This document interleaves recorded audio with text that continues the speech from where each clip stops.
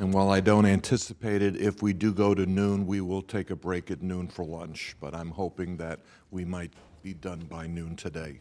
So it's 9:30, and that means it's time for the Board of County Commissioners Board Meeting of April 12th, 2022. May I have a roll call, please? Commissioner Bernard, Here. Commissioner Kerner, Here. Commissioner Marino, Here. Commissioner McKinley. Here. Commissioner Sacks, Mayor Weinroth, Here.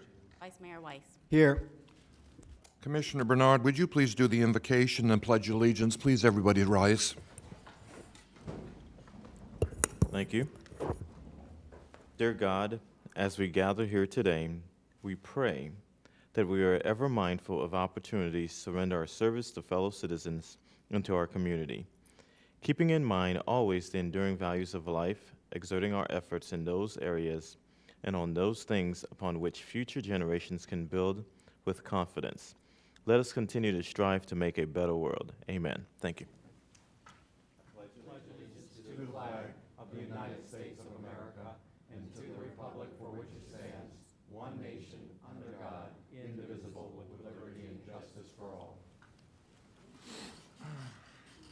Thank you, Commissioner Bernard, and let the record show that Commissioner Sacks has joined us. Do we have any additions, deletions, or substitutions, Madam Administrator? Mayor, Vice Mayor, members of the board, on page 6, item 3B2, the motion was revised to reflect the correct name of the meeting type. On page 10, 3H1, a revised summary added language for clarification. Page 21, 3M2, also modified to reflect additional information. On page 28, 5B1, also was modified to add additional language explaining the LHAP summary sheet.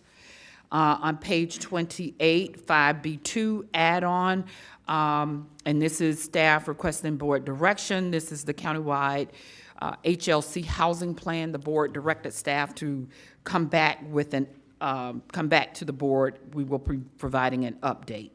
On page 35E1, an add-on, this was also the environmental water bond that the board directed staff to bring back the ballot language and prioritize the projects. So we'll be looking for your direction on that as well. That concludes the add and delete sheet. Sounds like we have a full agenda. Do I have a motion to adopt? A motion by the Vice Mayor. I have a second by Commissioner Kerner. All in favor, all opposed? The agenda has been adopted, 7-0.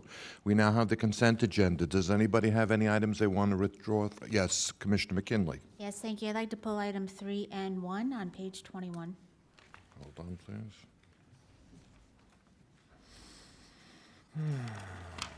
3A, I'm sorry, 3M? N as in Nancy. M or N? And Okay, sorry. library meals. Okay, very good. All right, we have 3N1 removed. Any other item to remove? Do we have any cards from,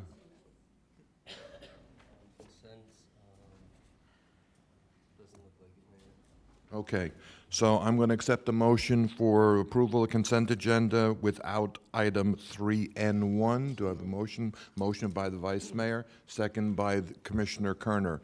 All in favor, all opposed, show that the consent agenda has been approved by a vote of 7-0. We'll now move to item 3N1. Commissioner McKinley, you're recognized. Yes, thank you. There have been some changes in the summer food services program where the school district won't be hosting it this year, and our library system will be, and I just thought that staff should do a quick presentation on this item to let the public know what we're doing and how we're stepping up to help our students this summer. Thank you, Commissioner. And I see Mr. Von Laren has appeared. Good morning, Mayor, Commissioners, Administrator Baker. Doug Crane, our Director of Libraries, is joining me to provide just a little brief update on our summer food services program that we have been providing for quite some time as a county. We've had some great successes in serving food over the summer months at our libraries. We've also provided some information for you at, I think, your desks for some of the annual reports that we have that give you some of that information. Thank you to Annie Helfand as well from the County Attorney's Office for joining us. But Doug? Good morning. Good morning, Commissioners. Good morning, Mayor, Vice Mayor. The library has been providing summer food services of different types to our children of Palm Beach County for the last 5 years. First 3 were involved with the school district as our partner, and they were able to come into each of our buildings. Their staff would serve free lunch to anyone 18 and under. For the last 2 years, because of the pandemic, the school district was able to provide that service, so we teamed up with the Youth Services Department to provide take-home boxes of lunches for a whole week, and that was highly successful. This year, the school district was able to partner with us again, so we're very proud to be able to bring them back into each one of our libraries to serve lunch every weekday during the summer for any child who wants it, any family, and if an adult wants it, they just pay a few dollars, and they can get the same lunch as a child, so. So as I understand it, that's all children up through age 18 are eligible? That's correct, yes. Just to give you an update too for our service this year, as we work with Youth Services, one of the areas that they're going to be focused on this year is with their summer camps and their summer camp scholarships. And Flippany, a local not-for-profit, is going to be working to handle some of the meals at those locations. So we're excited to be able to partner on a broad spectrum and working to make sure that our kids will have opportunity for lunches as well as snacks at our libraries throughout the summer months and for years to continue. Very good. Commissioner McKinley, anything else? I just want to thank staff for doing this. I think we're going to see record numbers this year, given the cost of food in our families, and a lot of them are struggling now. So I just want to thank staff for stepping up and filling the void and being able to provide this and having that partnership. So with that, I'll go ahead and move item 3N1. I have a second by the Vice Mayor, and then I have comments now by Commissioner Sacks and then Commissioner Marino. Thank you, Mayor. I just want to give a shout out to Mr. Crane, and I would encourage everybody to, and the commission, to take a tour of our libraries. It is really impressive what we do, and maybe as a suggestion, when they get the box lunch, there should be a little book inside, so that when they go home, they have a book to read, or videos. There's a lot of videos there as well. And the programs that you have, not only for the children, but also for their families, the parents, is just so impressive. Thank you so much for all that you have done, much of which we don't even know that much about until you visit a local library, which I have my library card, thanks to you. And thanks for stepping up for the summer food program, because you certainly can't read with an empty stomach. And this all goes together so well. Thank you, Todd, for spearheading this. Thank you, Commissioner. Commissioner Marino, you're recognized.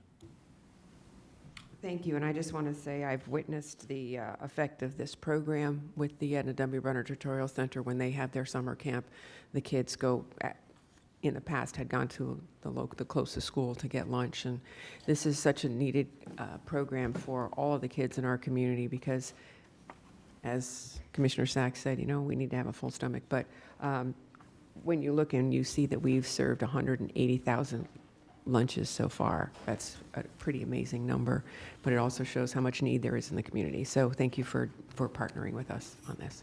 Thank you, Commissioner. Vice Mayor? Thank you. I think it's just a great program. I had the opportunity a couple years ago to experience both the meal and the environment that you all provide. And although the meal was interesting, I guess a nice way to put it, but I guess for kids, they like it, so, good for you. But the programming that you had there, the interaction, I think one of the lunches I visited, they were dressed up in costumes representing Harry Potter. Mm-hmm. And they working with the kids and, having them understand the stories and reading to them, and the parents were, for many of the kids who were involved, it was really great to see the interaction between library staff and the young people. So kudos to you all, and thank you for continuing this much-needed program in our community. It's great to see you stepping up, and of course, like Commissioner Sachs has said, an empty stomach is difficult to be learning. With that, we'll call for a vote. All in favor, all opposed. That's been approved unanimously, 7-0. Thank you very much for the presentation. Thank you for the support.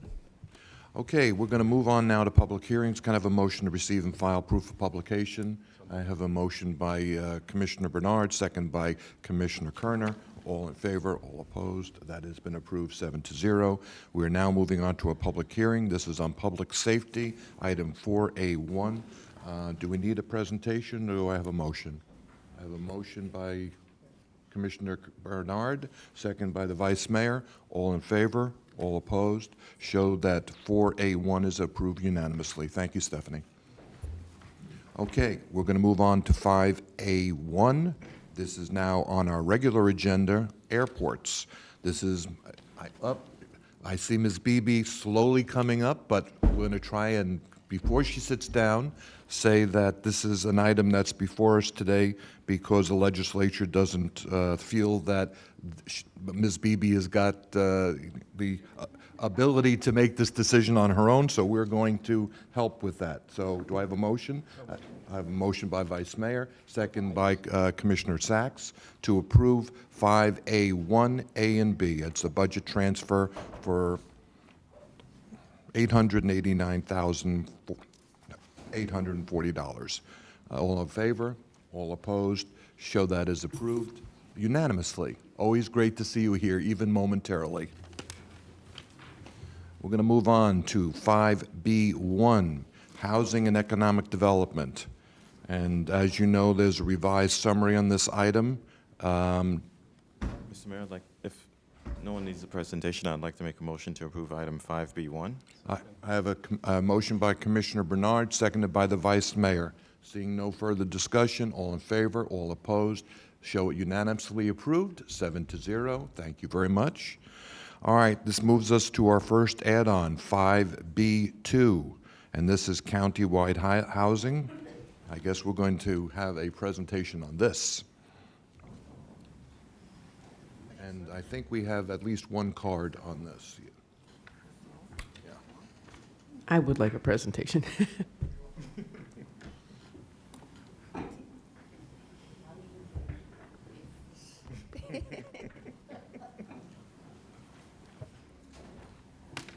Mr. Rudd, are you going to take the lead on this?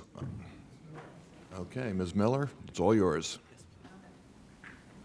Good morning, Mayor, Vice Mayor, Commissioners, Administrator Baker. My name is Dorrit Miller, and with me this morning is your housing team.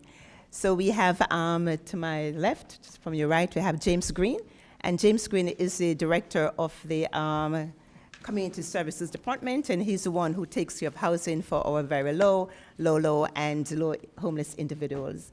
Jonathan Brown, Director of Housing and Economic Sustainability, which is now department. Patrick Rutter, Patrick, planning, and also we have Maria Bello. Maria helps us with the workforce housing policies for Palm Beach County, and then we have our attorney, Howard. So to begin with this slide, this is basically a continuation of the discussions we've had. Sorry. Okay, so just to frame the conversation. So on February 1st, the board directed staff to provide a presentation on the impact of the housing bonds. March 29th, the HLC housing plan was presented to the board. The board directed staff to provide an update on the Housing Summit Steering Committee draft, HLC, who is taking the lead on that one, of the countywide housing plan for all. And just to keep the dates in mind, I have on this slide, if the board chooses to have a GEO bond, the dates and the timeline. So for the general election, November 8th, the deadline is August 5th, 2022. If it's on the primary election, it will be August 23rd, and so it's due to the supervisor of election, May 20th, 2022. So the HLC housing plan that was discussed on the 29th, just to recall, the goal is to provide funding and financial resources that will be used to develop, rehabilitate, and preserve 20,000 units of workforce and affordable housing in Palm Beach County over the next 10 years. It also recommends the issuance of a $200 million housing bond by Palm Beach County. We were also directed at that meeting to continue the conversation with the Housing Leadership Council, also to include Commissioner Bernard. And I'm pleased to report to you that we have had a very robust, productive conversation with members of the Housing Leadership Council, staff, and also with members of the steering committee, meaning the Economic Council. Commissioner Bernard and Ms. Baker can speak to that further in the discussion. So looking at the HLC housing plan, that was not discussed. I just wanted to make sure that we pointed out that there were 4 areas of opportunity that were identified with 58 action items. The 4 areas include funding and finance, planning and regulatory reform, neighborhood revitalization and community development, and racial equity. And there's also a section on implementation and administration. We continue to review the plan to make it put more meat, as we mentioned to you, on the bones. But in the interim, though, we distributed the plan. I'm sorry, we're going backwards.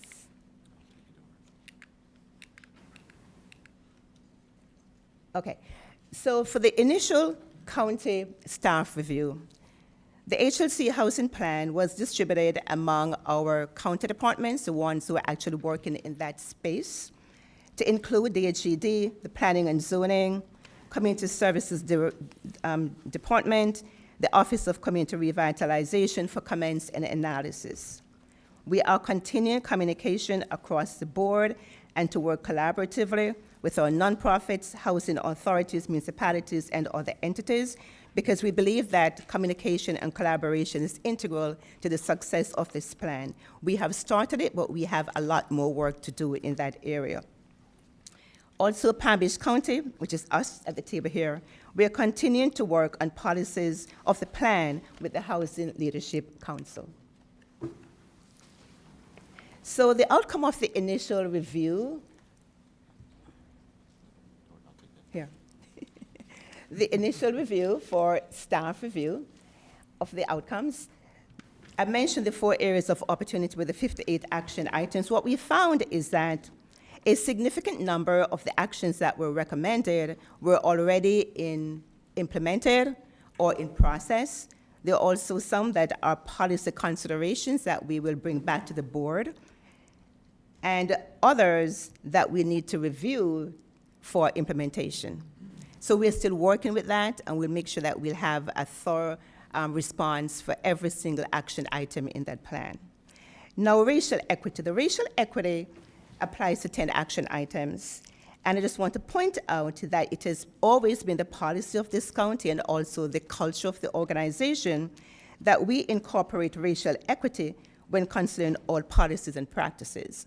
So from our staff review and our point of view is that racial equity will be like an overarching element or component throughout the plan. It will not stand alone. So everything that we do, or the actions that we take, we need to take into consideration equity. So then the review will continue. We also believe that for the housing plan that we have 3 key housing strategies: preservation of affordable and workforce units, and that would include rehabilitation, replacement housing, and foreclosure prevention. That is being done as we speak in the Department of Housing and Economic Development, that's Jonathan. Capacity building, that is actually adding new units, the creation of new affordable and workforce units. Again, that is working collaboratively with the Housing Department as well as with planning and zoning. And then the third section is provide housing for very low or extremely low and low-income individuals, and that is currently being administered by James Green, the Director of Community Services. And that will include rental assistance to the ones who maybe not, permanently low, but just like a temporary because they just maybe lost a job, is to have them stabilized to make sure that they can continue with a good quality of life. He also takes care of our homeless resource centers and also with the cottage homes that we have in the pipeline. The next slide deals with policy considerations. We got a lot of directives from the board in terms of your questions, things that we need to look into and things that we need to bring back to you. So for this morning, the one which rises to the top was repurposing of existing funds.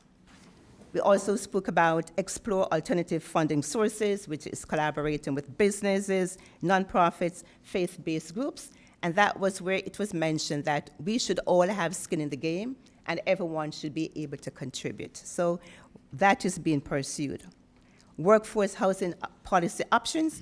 This was discussed by Patrick. We've had some more presentation and communication, and that will also continue. And a county-wide housing dashboard.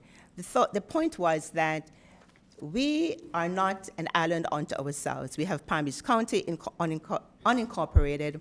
We know the housing units that we have in the pipeline, but we have our partner agencies, for example, municipalities, the ones who are entitlement cities. For example, you have West Palm, Delray, and they do a lot when it comes to affordable housing.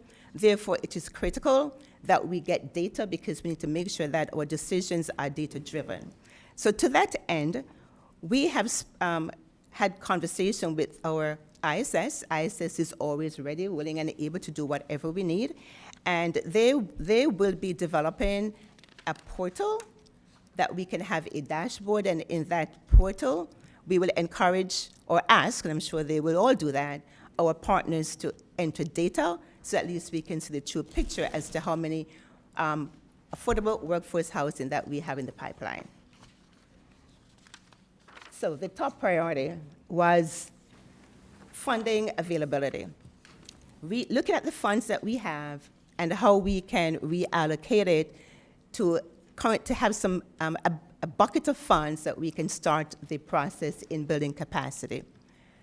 So as of the date, when we looked at it, there was $111 million in housing funding, and those are the different sources. We have SHIP, Home, ARPA, Housing Initiative Fund, and let me just pause on the Housing Initiative Fund. The Housing Initiative Fund is a fund that you have been setting aside and building up for the past 2 years. You have directed the administrator to include in the budget $5 million to the housing fund, and as of today, we have $10 million, and that will continue with a minimum transfer each year of $5,000. So we have $10,000.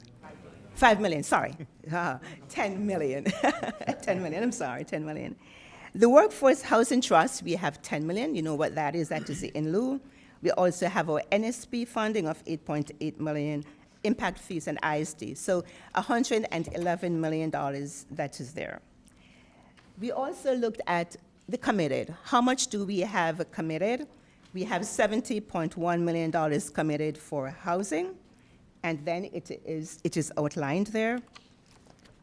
And then the last slide shows that $40.8 million, and Ms. Baker insists that we say the 0.8, not 40 million. $40.8 million is available as of today to start building capacity. So the ARPA, there's $20 million in ARPA, and we have looked at the strategy in the $60 million that we have set aside for some of the projects, and we are changing the strategy for building the Brooks development. Instead of having everything done in-house, we will bid out the construction. So we're able to transfer $17 million into the availability fund. Also, $3 million is also available from, I think it's testing with the COVID pandemic, so that is your $20 million. The House Initiative Fund, $10 million, as I mentioned, is available, and that is your ad valorem dollars.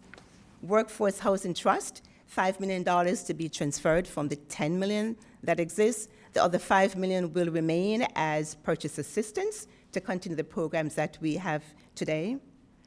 NSP, $3.8 million, and Impact Fee Assistance Program, $2 million, and that is a total of $40.8 million. I would also like to point out that if we were to use, the board, that is your desire, the Workforce Housing Trust Fund, that want to bring back to you a policy change to allow these funds to be used for those purposes.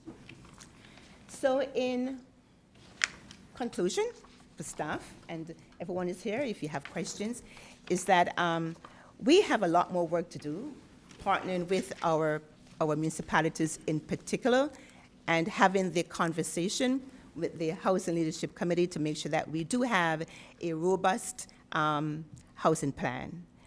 Also, keep in mind that if the board directs a bond issuance, that we have some key deadlines and timelines that we need to adhere to. That concludes my presentation, unless Ms. Speaker has anything to add. Thank you, Ms. Miller. And Commissioner Bernard would like to be the first one at bat. Thank you very much, Mr. Mayor. First of all, I want to thank staff for bringing this to us. And so first, we had a meeting, staff and we had a meeting first to kind of like go over some of the numbers because we heard all the questions that the commissioners had asked. And then on the 8th of April, we had a meeting with the Housing Steering Committee and the Housing Leadership Council and the Economic Council to kind of go over some of the key terms that we believe that we can kind of like work with. And so what we're presenting to the board is to consider doing the $200 million bond, but to take the revenue bond completely off the table, and where we wouldn't do a revenue bond, but it would be a GO bond, and to allow the voters to vote on the GO bond. Because the Leadership Council, because we have so many units that are needed, because we didn't want to do the revenue bond right away, we felt like, what can we do to repurpose some funds that we have now to make them available as soon as possible? So in that way, by the time that if the voters pass the vote on the GO bond, then at least we can get these units going right away, and that's the $40.8 million that would be available right away. We also discussed, since this deals mostly with workforce and affordable housing, there was a concern, how do we make sure that we still have funds for our extremely low-income housing and also for our homeless housing. So part of the IST funds that we do have that we can continue to receive, we still kept those funds available, so in that way, if there are projects that are ready to go to do extremely low homeless housing, that still can be done, and also the cottage homes that are being done. And then, so really, the plan is to really build capacity, just building new units, where county staff will continue to work on the preservation of affordable housing, continue to do all of that, and also for us to continue to work on the very low and extremely low housing that we still would do, but this bond would be mostly for new capacity, new housing. And then the final piece is, we believe that the plan, the housing plan, there's still some work that needs to be done with the housing plan. There needs to be some cooperation with the municipalities.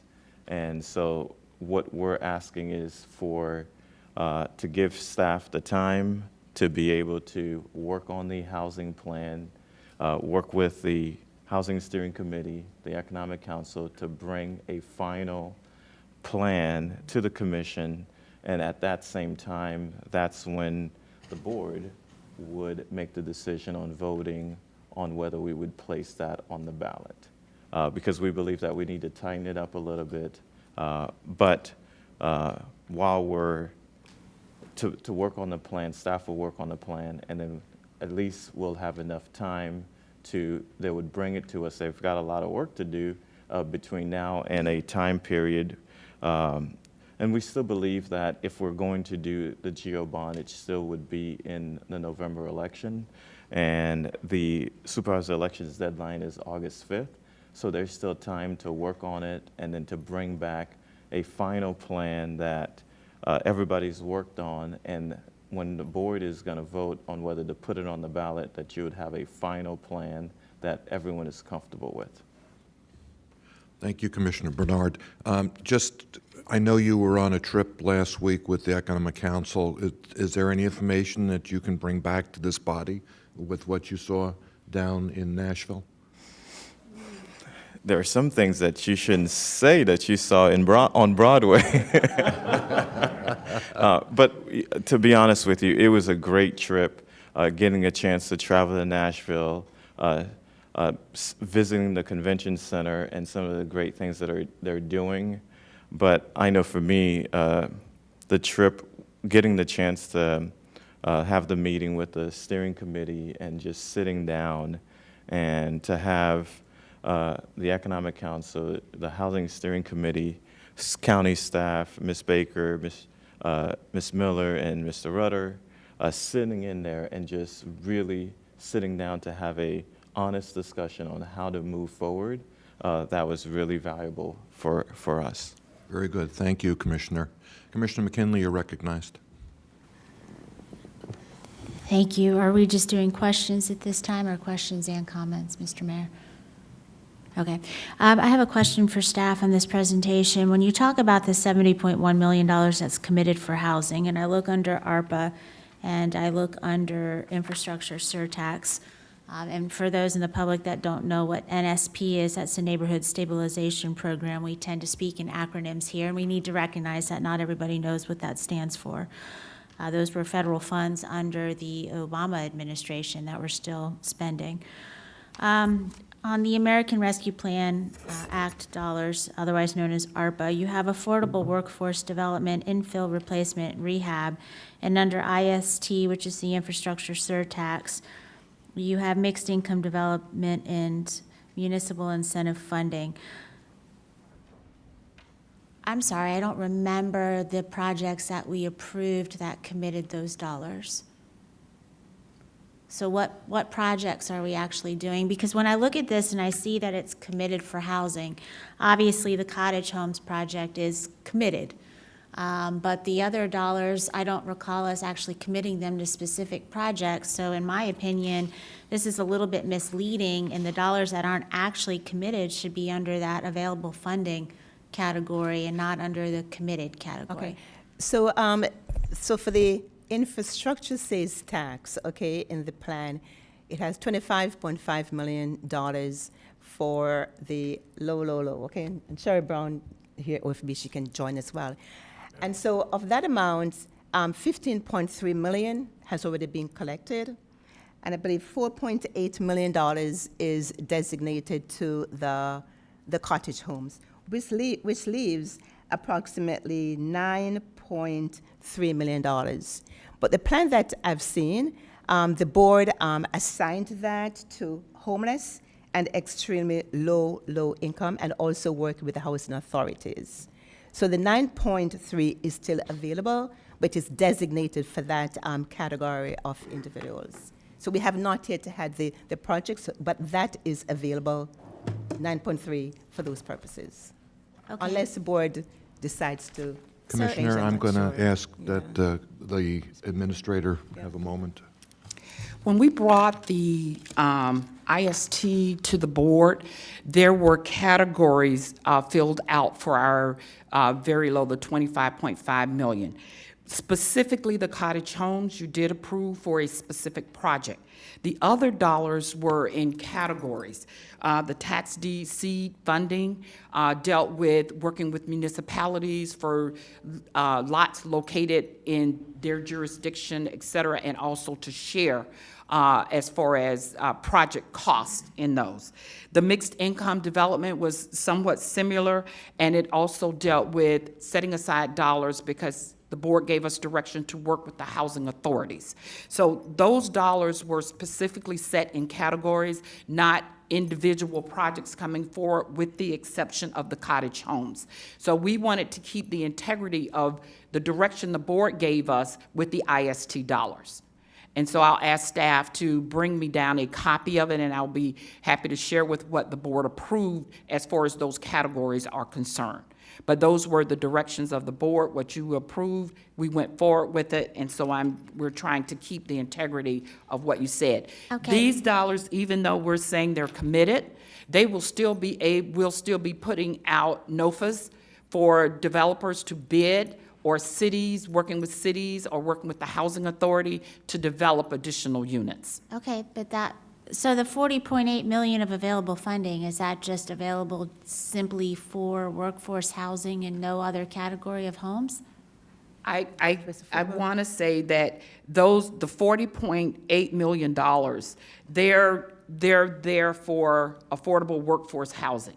So it very well may be that the developer comes, or a builder comes in, they go through the NOFA process, they may submit a particular plan that's mixed income. So it very well may go from our, let's say, our extremely low up to market rate, depending on the mix of units in there, or it may simply be just affordable workforce housing. We're waiting on those projects to Okay, be but submitted. you see what I'm saying? So on the infrastructure surtax, you've got about $4+ million set aside for cottage homes, 9.3 million left over, plus the 10 million we haven't collected yet. So that's really $19.3 million that is available for funding.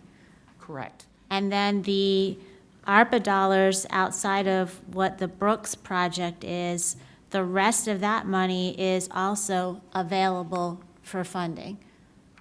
That is correct. Again, So all of it will those be put on the dollars should street. be in the category, so we really have more than $40.8 million of available funding. We have a total that we've identified of 111 million. We just segregated the 70.1 million because those are projects or categories that this board has directed us, okay, that's where you can spend the money, or the state CHIP funds have been identified. The remaining 40 million are dollars that we can do some very creative things that the board has not necessarily directed us to do. Okay, but we still have more than $40 million Absolutely. available for funding. Absolutely.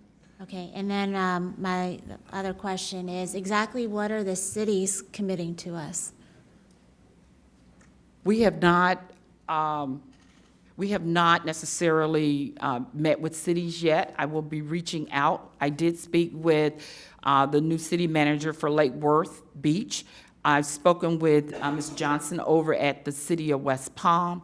We'll reach out to the other entitlement cities, come together to see how we can work with them. Our existing policy requires that if we spend our dollars, entitlement dollars specifically, in a municipality, they come to the board with matching dollars, 50-50, for those entitlement cities. The bulk of our cities that are under our entitlement, I think it's about 17 of the cities that are under ours, they don't come to the table with match because they're part of our entitlement. But others have to bring 50-50. So we'll continue to work with them. We are working on a portal. And I did speak with Ms. Johnson, and of the city of West Palm, and she was definitely open to putting in information, and that's what we're going to be working with other city managers, encouraging them to put their data into this portal. Our ISS department is currently working on it, and it should be wrapped up soon. So as soon as that is done, we're able to not only put our own Ms. data. Baker, I appreciate the lengthy explanation, but what I'm getting at is we've got 39 cities in this county. I agree with you. And I know 3 of them in my district cannot afford to go out for a bond referendum. But the other 36, are we the only ones proposing a bond referendum, or are any of those 36 municipalities proposing to do something similar? It's, Are they just leaving it to us to figure this out? can I? Commissioner Bernard, you're recognized. It's almost impossible for a municipality to do a bond referendum. It's based, and that's the reason why we took the revenue bond off the table, because it's the unincorporated taxpayers who'd be funding it. This would be a geo bond where it's all taxpayers throughout the whole county. And so that's the reason why we're going to meet with the entitlement cities. The county works with the entitlement cities. I think there are 6, is it 6, 7, and that we're going to meet with, so in that way we can know exactly what are their plans for housing, and then we would add it into the dashboard. But because it's a geo bond, all the taxpayers throughout the whole county are actually included to get this job done. Mr. Mayor, do we have public comment cards on this item? We do. Okay, I'll save my comments for after public comment. Thank you. Okay, very good. Thank you, Commissioner. Yeah,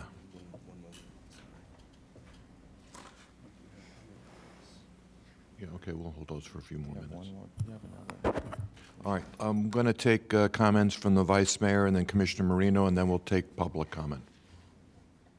Thank you, Mayor. I have a couple questions, but first I want to thank Commissioner Bernard for your efforts on this matter and being our point person, and I really appreciate your work. So I have a couple of questions following up. And I'm sure this will be coming later as was proposed by Commissioner Bernard, that we're going to sort of flesh this out, but just like to have, more detail on how the funds are going to, from the bond would be utilized, categories and so forth of what we're planning to do. I think the public, it would be beneficial for the public to know when if they're going to be voting to spend additional monies. On your policy considerations, you talk about a countywide housing dashboard. Are we doing anything with GIS mapping? Have we mapped where our existing affordable and workforce housing is throughout the county? And will that, and then going forward, working with the cities, are we going to identify the areas where we're in the cities as well? We have identified and mapped where the deed-restricted workforce units are, looking at it more globally, where neighborhoods and areas, we don't have any kind of mapping that exists that identifies that.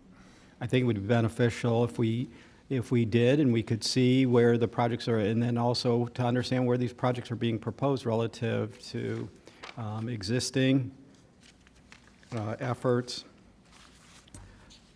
On your page where PBC total housing funding, $111 million of housing funding, you list a number of sources. How many of those are recurring?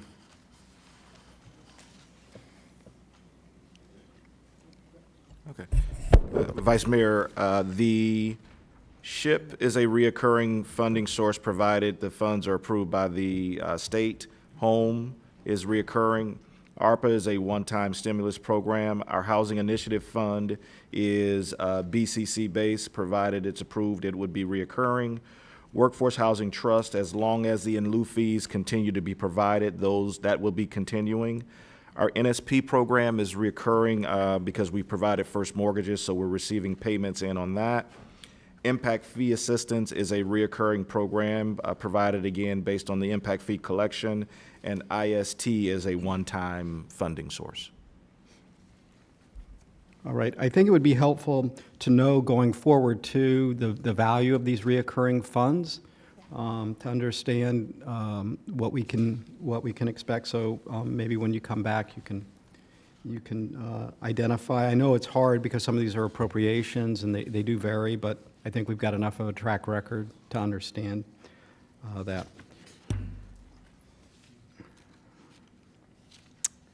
And we think those were my specific questions for now. Thank you. Thank you, Vice Mayor. Mayor, can I add one thing? Just Yes, sir. Commissioner Bernard. One of the things that we were concerned about was whether or not, because what we do is the county staff works really hard to continue for us to do the preservation and to provide first-time home buyer loan assistance and do rehabs for existing homes. And when we were going over the funds that we do have, we felt that it was very important for us to continue to do that. Some of the rehabs that we do throughout the whole county, and for us to not shift a lot of those funds to create units. Let's let the housing bond, if the voters decide that, to create new capacity, build new homes, but for us to continue to maintain the existing households that we really need. Commissioner, just to clarify, are we? Some of the SHIP funds that we do have, the home dollars that we do have, that we continue to receive, that if they're being used for rehabs or preservation of existing homeowners, let's try to keep that as best as possible, so in that way we're not taking those funds out and we're not continuing to keep our neighborhoods clean and safe. But we're saying that the GO will be specifically for capacity building. Capacity building. Right, so the And other funds still will still would continue do- what we're trying to do, preservation, rehabilitation, but specifically if the GO is approved, that's capacity. Capacity only. Thank you, and I appreciate that explanation. But I think where I'm trying to get to is to understand if and in fact, if that's where those funds are going to stay, how many units are we going to, will we be able to rehab or repurpose or continue to be able to support people? So we get a total sense of how many, of what we're able to do. I agree with you, and that's something that what staff would be able to do is, when we have the discussion, they would have those funds and then tell you exactly, hey, how much are we spending on rehab or preservation or first-time home buyers? So in that way, you have a clear picture. Right. And I mean, I think, and fair enough is to ask, I mean, if we're going to put $100,000 or $200,000 into a property, would it be better to tear it down and rebuild it and, make a new home? Is it really what you want to preserve? So I think those are the kinds of questions I'd like to have addressed. Thanks. Thank you very much. Commissioner Marino, and then we're going to go to public comment. Okay, so right now we have $111 million, of which $40.8 million is not committed in any way, shape, or form. Am I right? But we actually have more than $40.8 million, as answered by the questions that Ms. McKinley asked. That even though there are earmarks for them, they actually haven't been spent, or they haven't been, a program hasn't been put in place for those dollars. Yes, ma'am. Sometimes the programs are in place, but the projects. There's no projects there to fulfill that. So that money is actually free also. For instance, IST is free, but for, as Ms. Baker said, the strategies that the commission has set aside for. Okay. And you said that there are some proposals that went out, some requests for proposals that went out on the street today, correct? Yes, ma'am. They've been out for a few weeks, but we have 2 RFPs on the streets, one for $2 million in SHIP for multifamily projects, another one for $2 million on the streets for single-family housing development. And do we have any developers beating our doors down for those? The deadline hasn't come. That we did have a number of developers attend the orientations or the sessions that we had when we explained the RFP. We'll know more once the deadlines come in terms of applications received. And the criteria for the dollars that we have right now, is that going to change if in fact a GO bond is voted in? Will it be the same criteria? Because what I've heard from developers is that the criteria is too stringent. So I want developers to know what the criteria is going to be today versus the GO bond in the future, if there is in fact a GO bond issued. Ms. Baker? We have infrastructure already in place that we would be mirroring.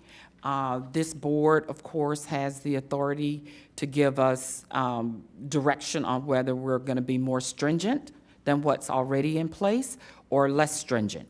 But our main goal is, if this board directs us to put something on the ballot and it's approved by the voters, that we are investing in building capacity for affordable workforce housing and that we retain it for a period of time. So we will be definitely recommending, unless otherwise told, restrictions on those properties to remain affordable workforce housing. Okay, thank you. One, right, just Mr. Mayor, one. can Yeah, I go just ahead, add? Commissioner Bernard. Sherry, if you can, Sherry Brown, when we went out to for the IST, I just want to make sure,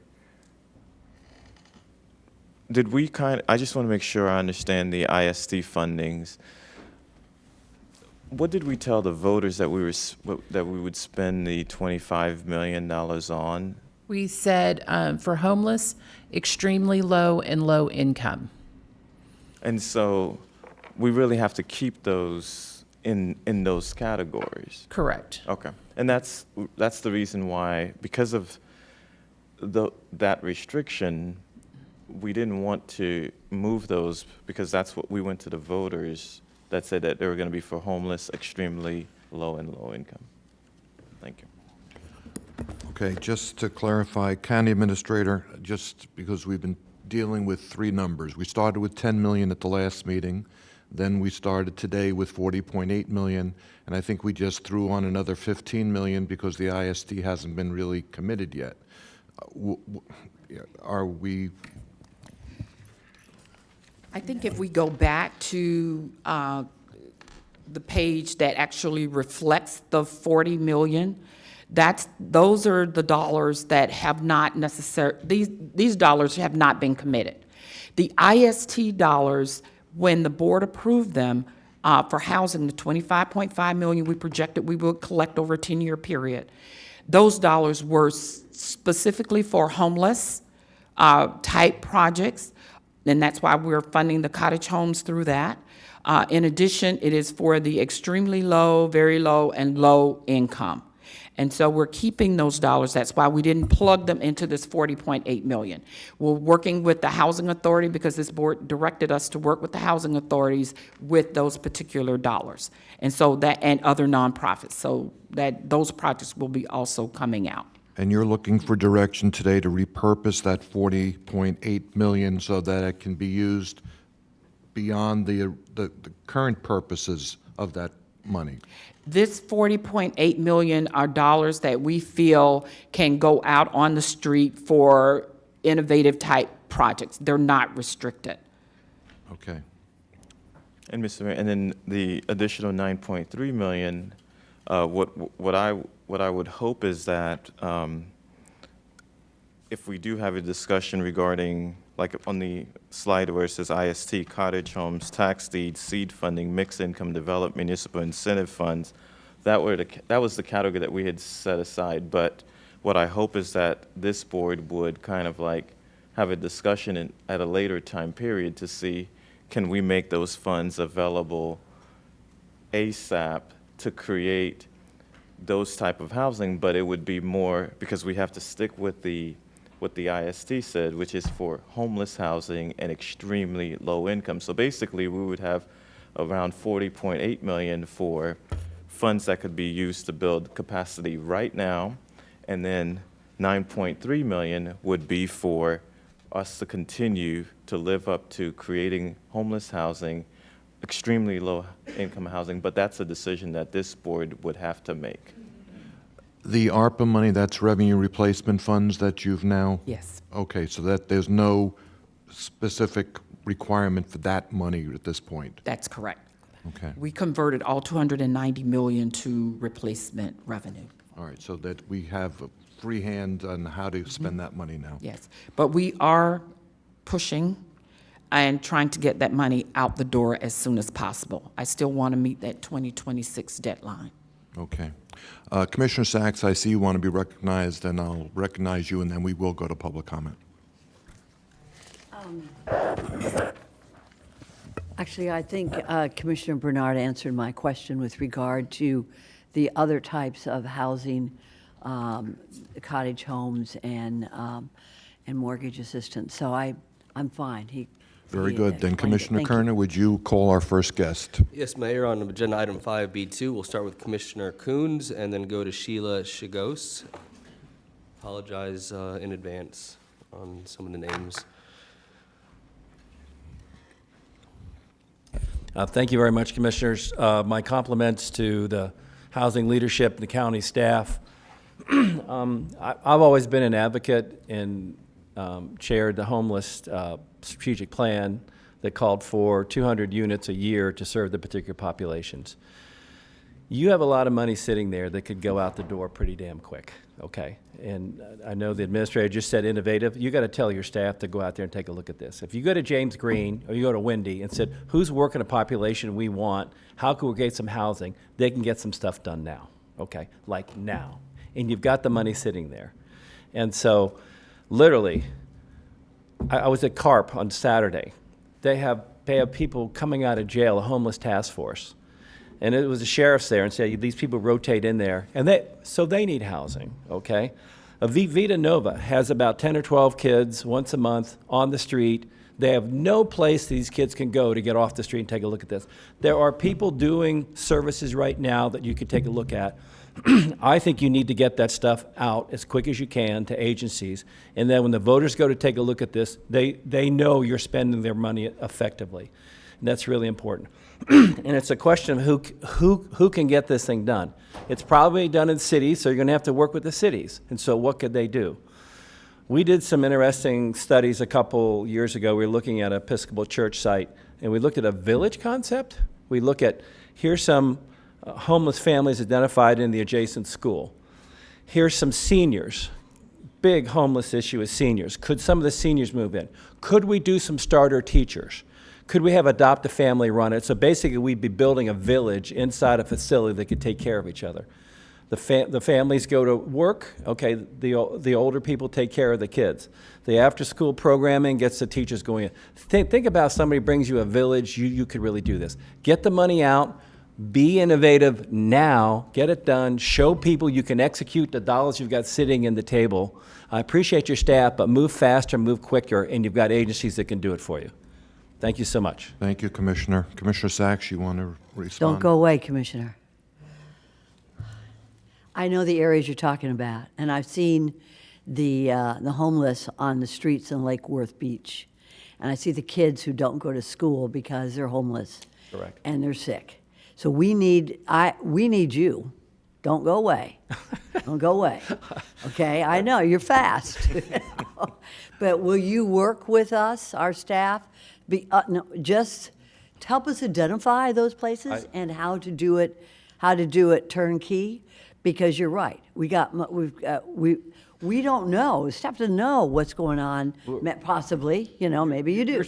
But you're right. Your staff is having a workshop. Mac Bernard, Commissioner Bernard called for a workshop. We're having the school board come in and identify where the homeless kids are. We're going to identify by school, by city. Here they are, and they just need a place, okay? And these aren't people standing on the side of the street. These are families trying to stay together. That's my village concept. The school board's got a site they're trying to get together in Belle Glade. They got one in Delray. How do we go into school board and say, can you put some of your employees in here if we put this in there for you? It's got to be done. We got to show people we can work together, and we got to move faster because we've got the resources. Please, you can do this. We'll be in touch. I'm not going away. Good, you're not, because we need you. That probably threatens a lot of people, but I'll just advocate. Sometimes I push, sometimes I lead, but I'll help you in any way I can. I appreciate it. Thank you. Commissioner? All right, thank you, Mayor. Our next speaker is Sheila. And then following Sheila will be Carrie Ann Brown.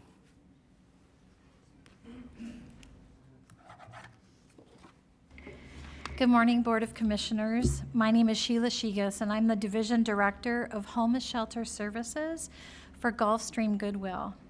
We're operators of the 4 county-funded housing shelters, assisting individuals experiencing homelessness in Palm Beach County. We are pleased to serve the community and are most happy to be with you today to support housing and economic development of Palm Beach County, Florida. Our best days are when someone gets their keys to permanent, affordable housing. Our worst days are when someone is unable to get their keys to permanent, affordable housing. I'm here today as part of the Homeless and Housing Alliance membership organizations and individuals dedicated and working diligently to end homelessness for all people of Palm Beach County. Sharing with you today are a couple program highlights of homeless shelter programs experiencing a homeless crisis. Individuals in local shelter housing programs are engaged in their housing plans to end homelessness, but oftentimes, due to a lack of housing inventories and affordability of existing increasing rents, they are unable to find places to live. This often leads to a revolving door between short-term shelter housing programs and being exited back to the streets versus graduating short-term shelter housing programs to a permanent home. The lack of housing inventories and affordability in rents in Palm Beach County reverses the daily advancements of numerous county and countywide Homeless and Housing Alliance partners who are dedicated to ending homelessness in communities served. This significantly increases the financial and other support burdens placed on local government and local systems of care. Professional salaried positions offered by Gulfstream Goodwill are being turned down by talent both locally and nationally due to the inability to find affordable housing in the area once they are offered a job. Thank you for all of your efforts to support those who are struggling with homelessness and to those who are serving to help them. Thank you. Thank you very much for your comments. All right, following Carrie Ann Brown, we'll have Jack Weir.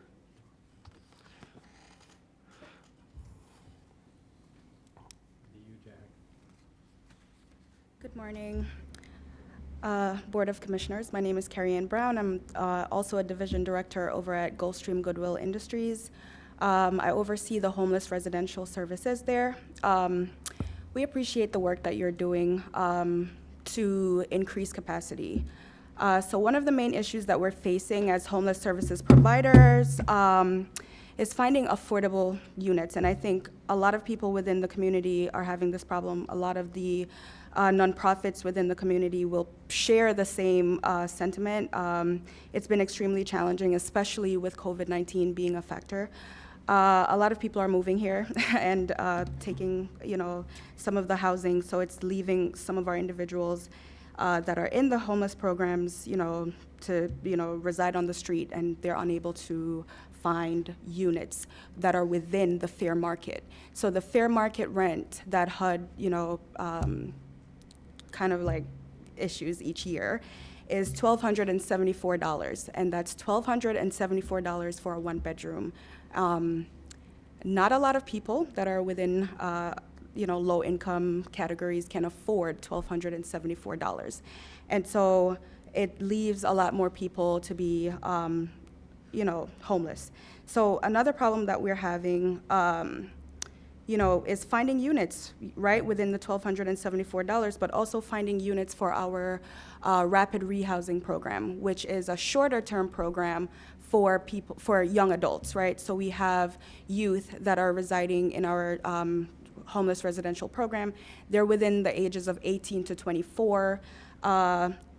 Landlords are becoming increasingly reluctant to rent to those individuals, and it's a lot of the times it's because they're not able to afford a portion of the rent that they have to pay.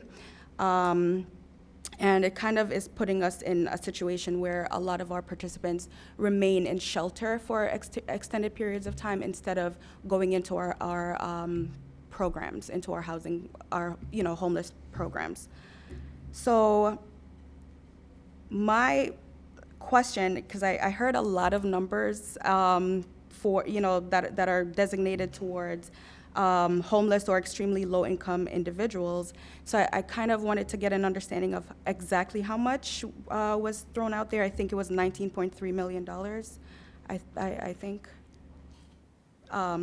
So if someone could clarify whether it's $19.3 million, that would be great. And it is my hope that these $19.3 million is designated towards ending or assisting with placement of low-income individuals are utilized well and are allocated appropriately and within a reasonable time frame, because there are a lot of people that are in our program that cannot find housing. And I thank you for listening. Thank you. Commissioner Bernard. Thank you, Mr. Mayor.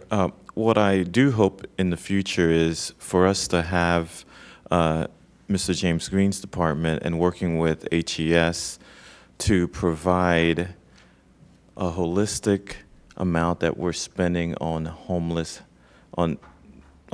housing, and so that's the goal, is so in that way the public would know, here's how much we're spending on housing for homeless and how much we're spending, so in that way we're all made aware of it. Thank you. Before I recognize Mr. Weir, I think we need to, again, stay focused on the fact that the GEO bond money is capacity building.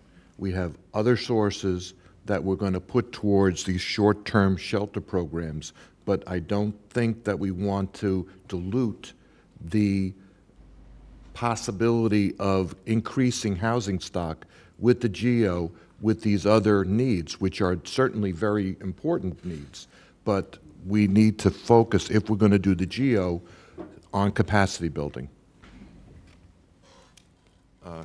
Mr. Weir, you are recognized. Thank you, Mr. Mayor. Good morning, Jack Weir from the Housing Leadership Council.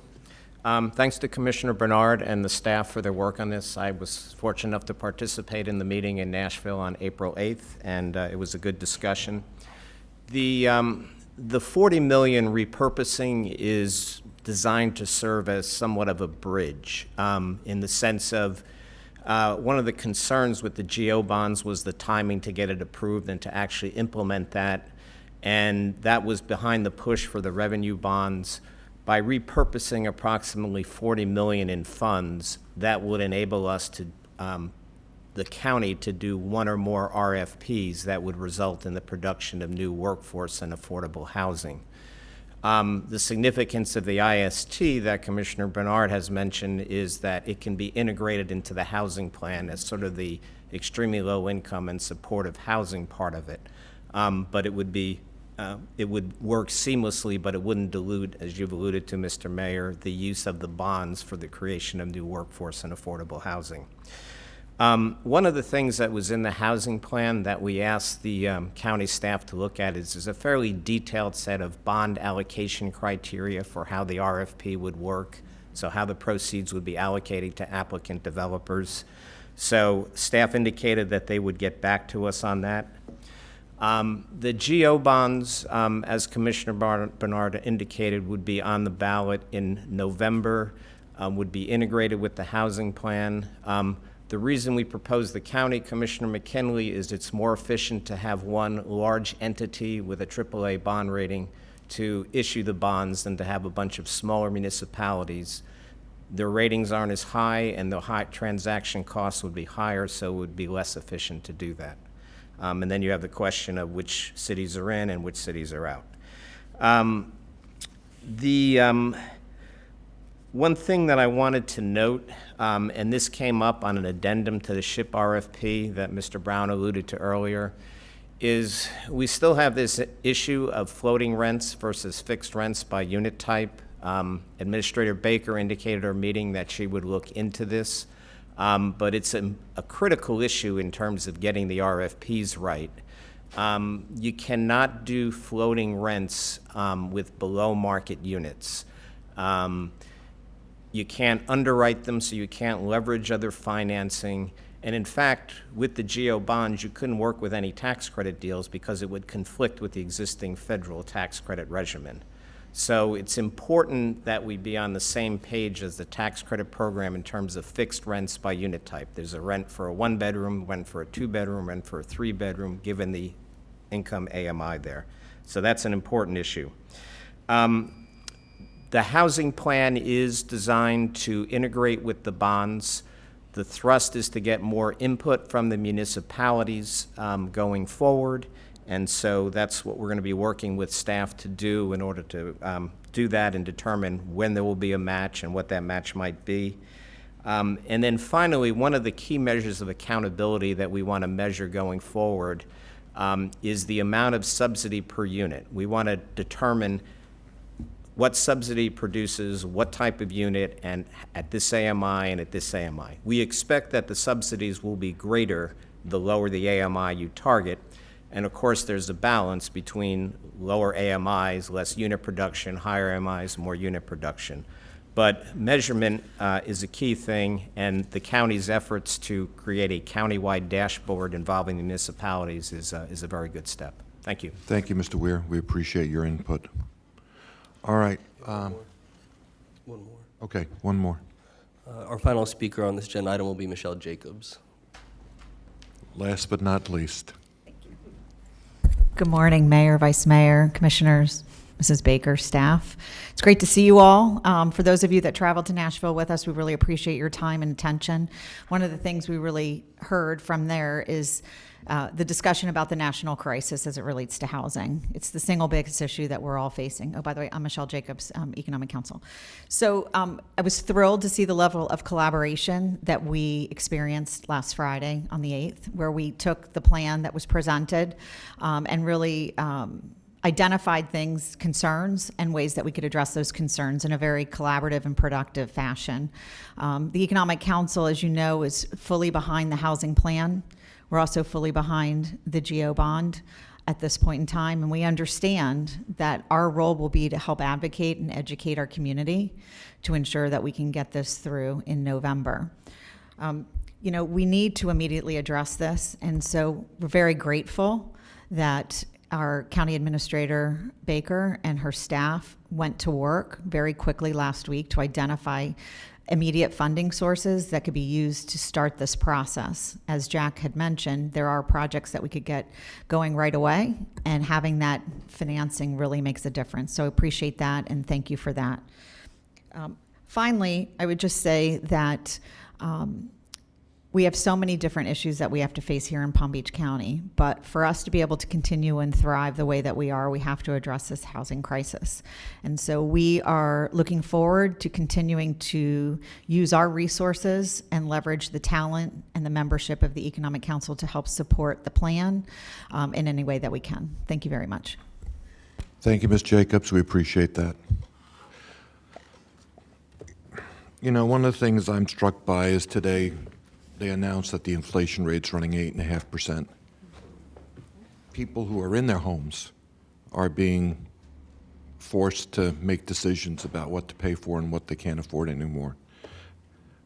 Home ownership is getting more expensive by the day. Obviously, insurance rates, we're seeing almost doubling for people who are in homes. And I'm just conflicted by not wanting to put additional pressure on people who are already at that edge. You know, we always heard them say there are a lot of people out there that are one paycheck away from homelessness. And so it's difficult for me hearing what's needed and understanding, and I am impressed by the fact the Economic Council is behind this because they recognize that jobs follow housing. And so if we don't have housing, people are going to leave and go other places. So we need jobs to be economically able to attract companies here, which is important for people who are getting educated at our university so they have jobs going forward. That's the goal. So I'm reluctantly willing to embrace a GO bond. I was not going to embrace a revenue bond because I feel that I'm willing to give the residents an opportunity to be heard on this, but I'm still really conflicted on the need to put additional tax burdens on our residents, and that's where I'm sitting right now. Vice Mayor? Thank you. Mr. Brown, earlier you said you have 2 RFPs out on the street currently, and one of them was for single-family homes for was it $2 million?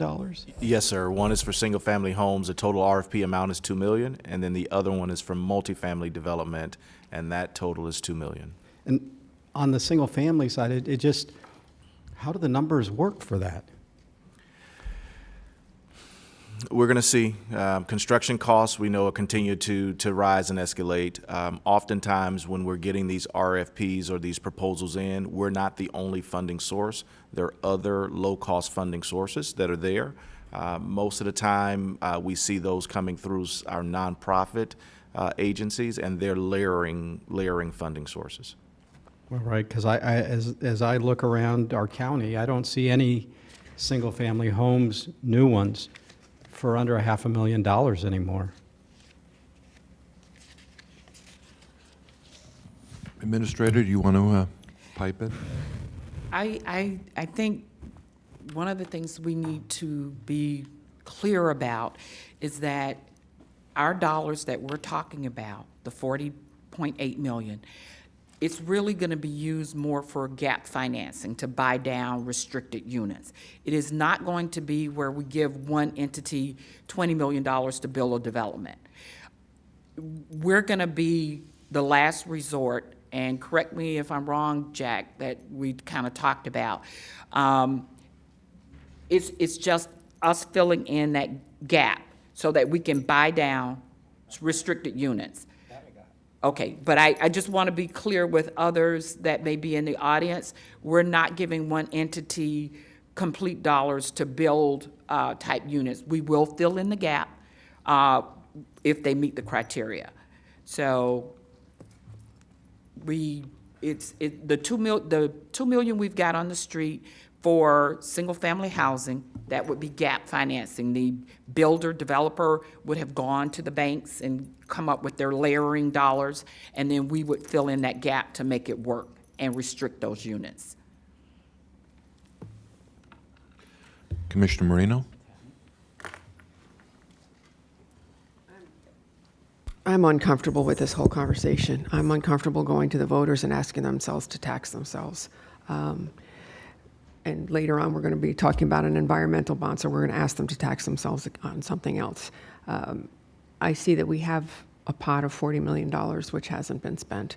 I don't hear of anybody busting our doors down with projects that they have. And I know, Jack, you and I have spoken about this, and it has been that, well, they weren't sure of what the availability would be for the county, so that their developers haven't been approaching the county. I recall Virginia saying this has been an issue for 20 years. She had long black hair and was, I'll just say you had long black hair because I think you look fabulous. But if we can't spend the $40 million that we have, and we're asking our taxpayers to add $200 million to that $40 million pot, which actually we have a $111 million pot, which the money just keeps moving around from one program to another. If it's not clear to us up here right now, we have a long way to go before this becomes clear to our voters. So that is my caveat to you all. I know that some of you were in my office this morning because I had a whole lot more questions. I'm uncomfortable with this, and I echo our mayor's sentiment on that. It will be, at the end of the day, is going to be up to our voters. But I think we need a whole lot more education about what is going to be out there on the street, because right now I'm not comfortable with this. Thank you. Thank you, Commissioner Marino, and thanks to our legislature, we aren't able to put a lot of information out there going forward to educate our voters if this does get put on the ballot. So we're going to rely upon Economic Council and other stakeholders to educate, and it's going to be a heavy lift. Commissioner McKinley. Thank you, Mayor. I'm going to be a little unorthodox for a moment, and I actually want to ask the audience a question. If you rent your home, please raise your hand. I have 3 people in here, and 4, including myself, that rent their home. Renters are being crushed right now. I got a call from a former campaign worker of mine whose sister in Boynton Beach got her lease renewal over the weekend for her townhome. They increased her rent $1,800 a month. You know, I've already talked about what mine went through, and I know there's not a day that goes by that I don't see somebody posting something on social media about their rent increases. Mayor, you've already talked about inflation at 8.5% this month. We gave our county employees last year a 3% raise. And I know that our health insurance program is out for RFP right now. And I assume that those costs are probably going to go up, and there's only so much that the county commission and our budgeting process can eat of that. I really want to support this. And if this had been a conversation back in 2019, it would be easy for me. But it's not. It's 2022 with 8.5% inflation and property insurance rates going through the roof, rents going through the roof. People can't afford to stay in their home that they've been renting, and then they have to go out and find something else, and there's nothing in this county. I mean, I'm not even sure I'll end up staying in this county, not sure I can afford to stay in this county after I term out. And that's the reality for people. And I know that we're talking about, you know, the average home with the $250,000 value after all of the additional homestead exemptions have been taken off, of $28 here or $28 there. But we're going to have a Solid Waste Authority meeting tomorrow where the staff is going to present a proposed, you know, they're going to present budget concerns to us where all of those Solid Waste Authority assessments are going to have to go up because of inflation and rising fuel costs. So that's another $28 to $50 per home, depending on where you live in the county. And then you're going to tack this on. And then renters, because the properties aren't eligible for the Save Our Homes, there's no cap on how much their property values can go up. So you tack on the little bit here and a little bit there, we're hitting the very people who are trying to help the hardest. And in the meantime, we've got $111 million. And I know we're saying that only 40 of that is not committed, but if you just took out the Brooks project and the Cottage Homes project, I would say that the rest of that is not committed and is available. We have a cottage home project that I think I brought up in 2015 or 2016. We haven't even put a shovel in the ground on it yet. You know, I just learned yesterday from my chief of staff that the second homeless resource center is now delayed, and it's probably where I thought we would be cutting a ribbon by the end of the year, and then I was told, no, we might put a shovel in the ground by the end of the year, and now I'm told that I won't even be in office by the time we put the shovel in the ground on that one, even though we promised to my constituents in my district that the temporary HRC2 at the fairgrounds is only going to be there for about 2 years.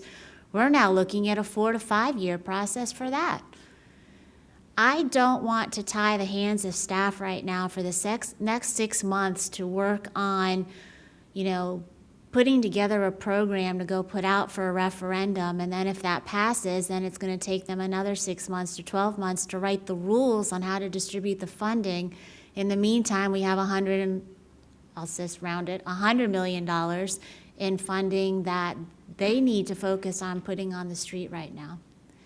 And Wendy, my angel sitting back there in the fuchsia shirt, I mean, how many times a week do I reach out to Wendy and say, I need a family, I've got a family that needs help.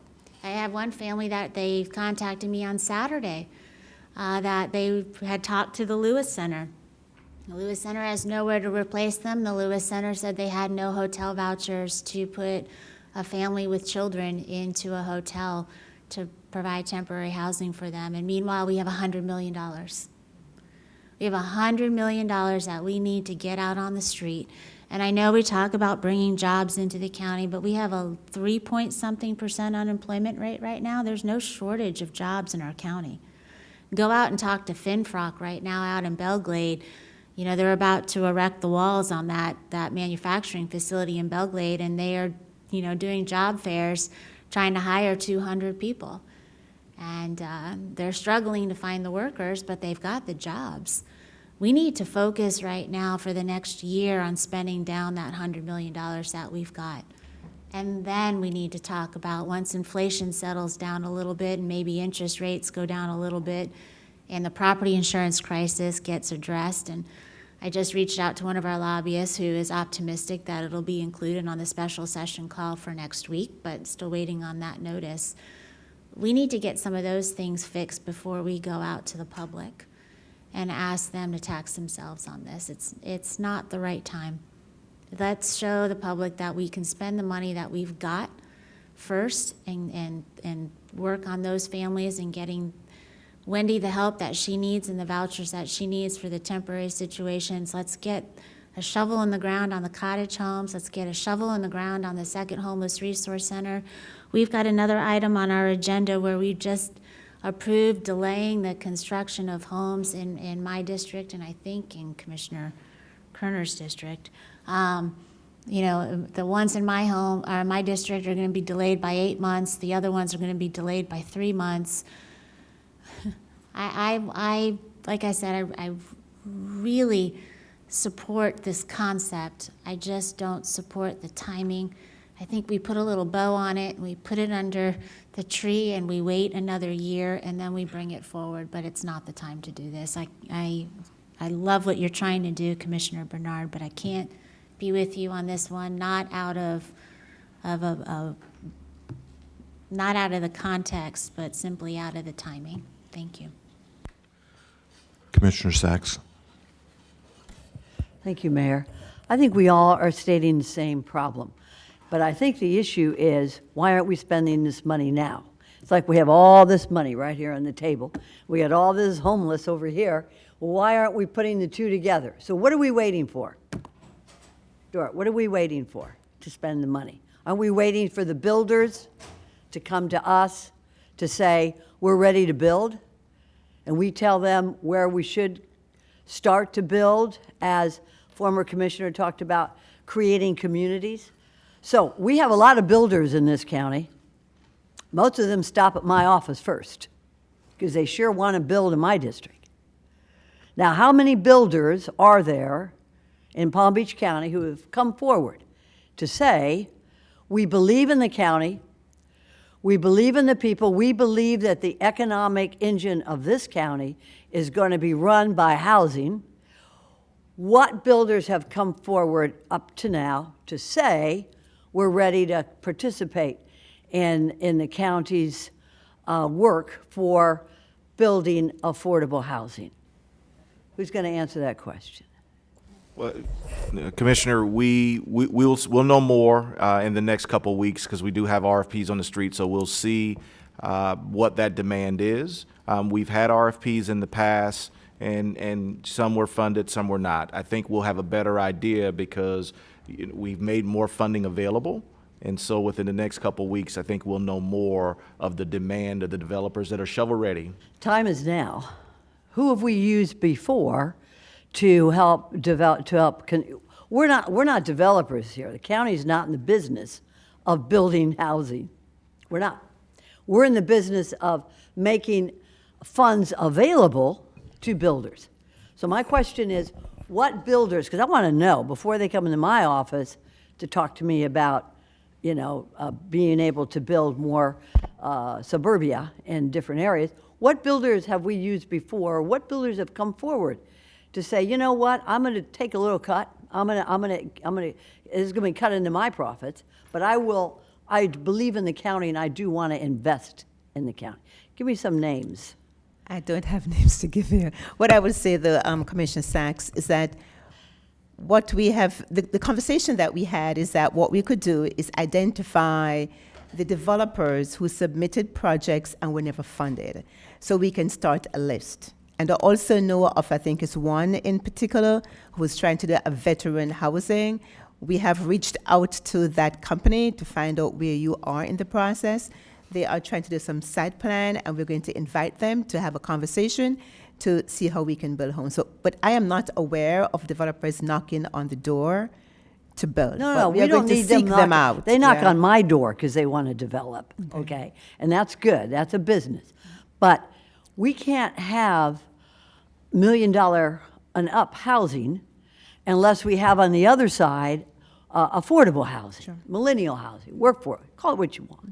So I want to know if a developer who wants to develop on land, that we maybe have to change zoning or give them, I want to know if they're also investing in this county for affordable housing. Mr. Stewart, did you want to get into this conversation? Because I think it's If I could, Commissioner Sacks. If it's okay with the mayor. If it's okay with the mayor. Yes, in response to your question in terms of specific developers, so my company, Eastwind Development, has done 2 projects with a workforce housing component in the last couple of years. Those were municipalities, so they were subject to municipal rules.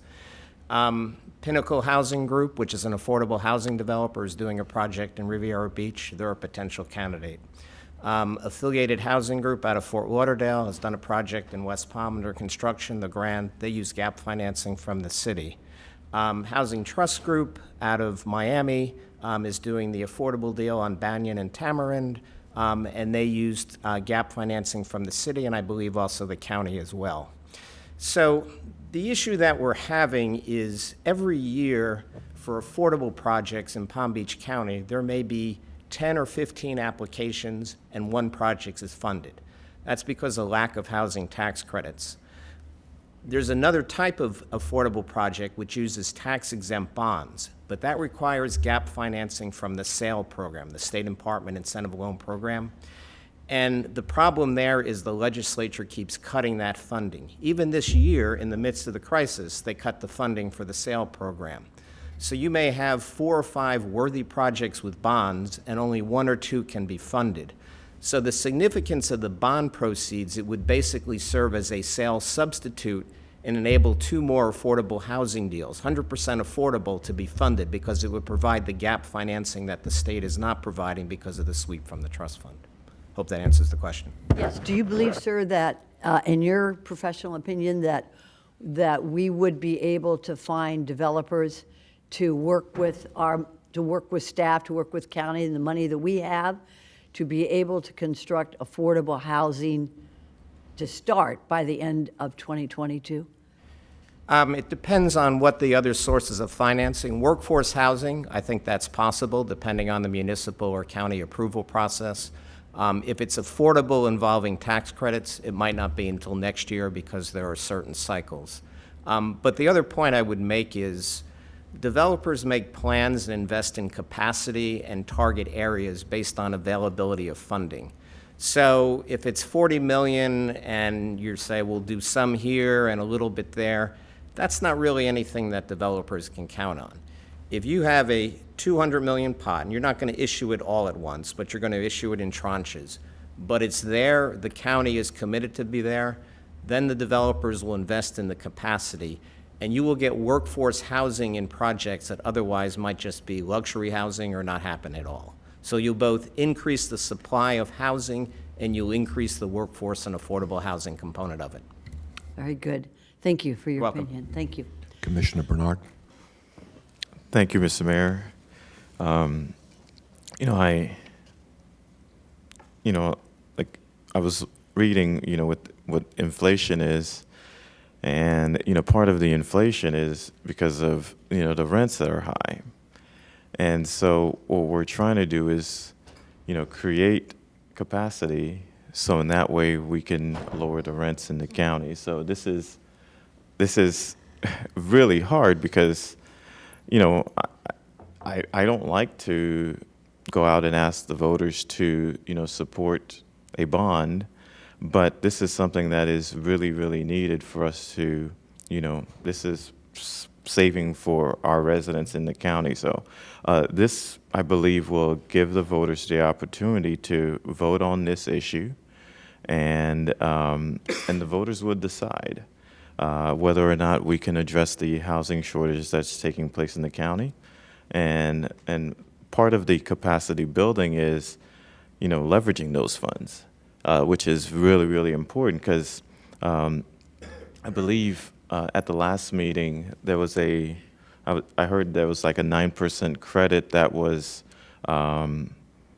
proposed for, I think it was in the Glades. Would you say? Would you say?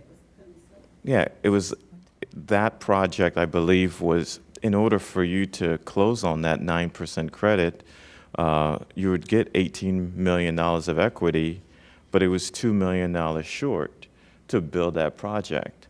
So if we have this, it's basically creating your own dedicated funding source. So in that way now, that project where we would, in order for you to win a 9% credit, you need, it's very hard to win a 9% credit, but if you have a funding source that you can plug in that $2 million, then that means that that project would be able to be built in the Glades. So that's kind of like what we're trying to do, is creating a dedicated funding source so in that way we can build those units and create the gap financing to get those units done. Thank you, Mr. Mayor. Commissioner Marino? I'll take another bite at the apple. Thank you. Have we spoken with Dorothy Jacks about the amount of new units that are being built on an annual basis? You all may not know, I've been a real estate broker since 1990 something, 5, 6, 7. So one of the things that I would always look for is what's available, what's being built. In 2021, if you look at Dorothy's newsletter, there were about 2,300 units built. And Jack, you can correct me, this is not, it didn't say anything about apartments. This was single-family homes, townhomes, zero-lot line homes, and condos. So in 2021, there was roughly 2,300 built. In 2022, that number went to 5.6 new units, where she just broke it out to single-family and condos. Doesn't say anything about apartments here. So for the vision of 10,000 units over 10 years, or 20,000, was it 20,000 units over 20 years? Is that what the vision was, about 1,000 units a year? Jack, you can pipe in. Or is it 2,000 units a year? So the goal is 20,000 over 10 years. So it's 2,000 a year. Right. So when we did, the Housing Leadership Council did the housing needs assessment, we looked at 2010 to 2019. And the gap that we found there was that we were producing on average during that 10-year period a little bit over 4,000 units a year. That's of all types, single family, high cost, low cost apartments, townhomes. If you looked at the population growth and divided it by average household size, the need was a little bit over 6,000 units.